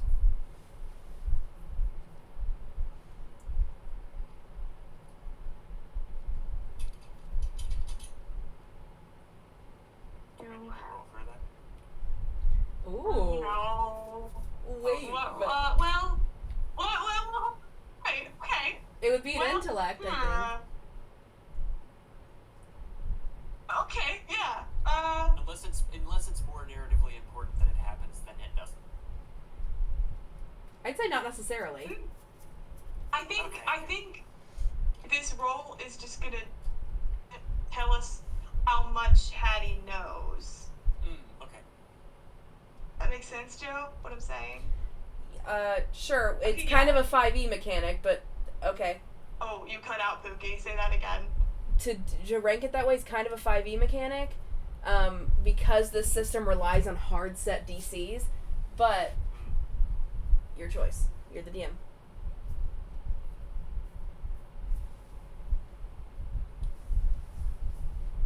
I think there's something quite narratively exciting Yeah. about a yes or no, too.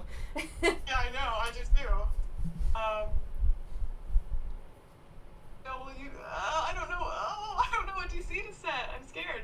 Should I just do Well, it's fine. I will- 20? Seems a bit high. Woo. Okay. I'd say probably you did a couple 20s for Pappy last night, so I didn't know if this was. that was for crazy things that if Happy was trying to do. I'd say maybe like a 17, but then your edge lowers that by 3. Drops it to 16. Or 14. 14. That's the opposite of honesty. My lord. That's a nat one. Woof. Hey, Megan. That might be more narrate that No. and make it cool. Yes. Okay. Oh God.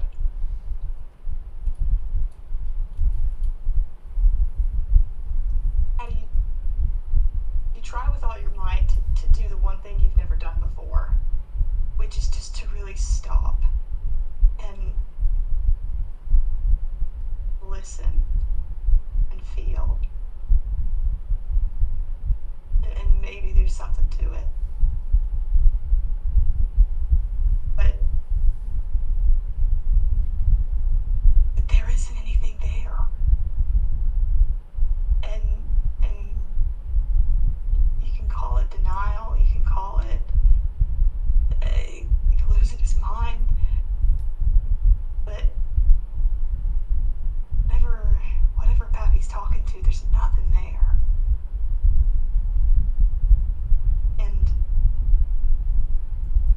all you feel, well, you feel that same nothing that you felt a long time. But you don't. It doesn't matter if it's gotten in through the window. It's been here your whole life. You can close the window and not let anything else in, but nothing's leaving, nothing's getting out. You always feel nothing. The house is empty again. And how do you know you don't wrestle against flesh and blood, but against those cosmic powers over the present darkness? There's something out there. Maybe there's something in here. You don't feel anything. You're not even sure that with your mother gone, that in this house, in this land, you'll ever feel full again.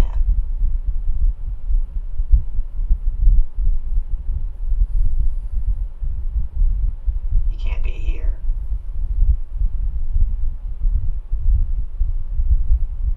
I think it's time to go.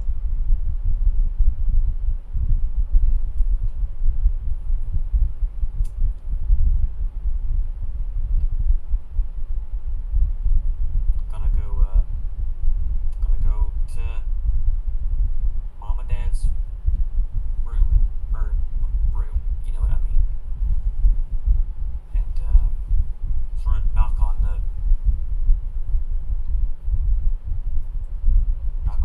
frame. Yeah. There's a door. Oh, there is a door. Okay. Yeah. Hey, Dad. Hmm.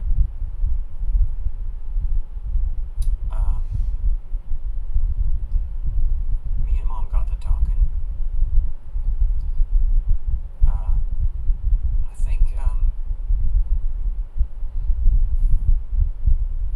I think with how turbulent things have been recently, I think we all kind of deserve a break from each other for a while. So, I got some friends over in Kentucky. Here in the next couple days. I think I'm gonna take a little mini vacation. Go see my friends in Kentucky. Just kind of get away from things for a couple of seconds. Get my mind right, you know. But Jenny will be here. You know, I'm sure plenty of people will be bringing you all sorts of casseroles and whatnot. You know how people get.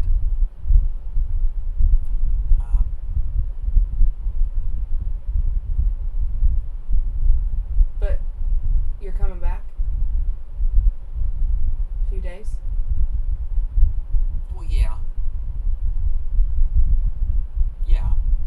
I'm not saying that I'm, you know, running away or joining the circus or nothing silly like that. just need you know, I need a good walk in the woods to. I need a little bit of time. Well, all right. But I'll be back. Well, buy your mama something nice.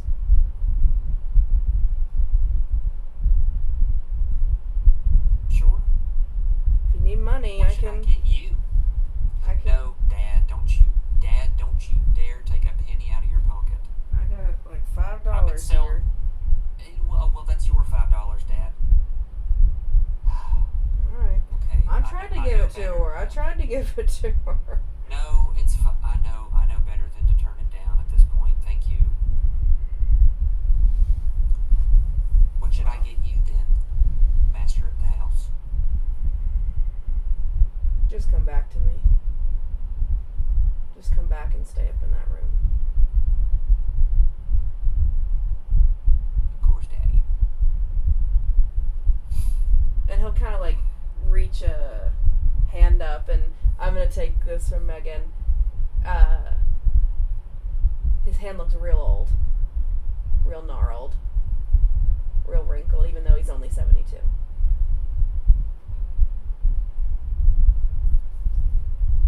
And when you take his hand, he kind of palms the $5 into your hand.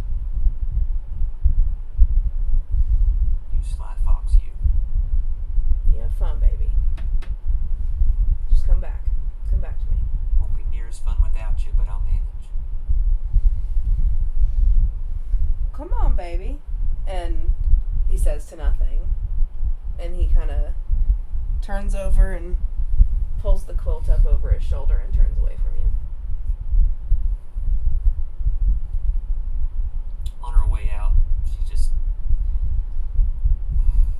You kids don't stay up too late having too much fun, alright? And she is going upstairs to pack. Epilogue. I think that's it. Yeah, that's it. She goes. Oh, that's really Let's good. go. Okay, let me end this Oh so my that I can God. start uploading.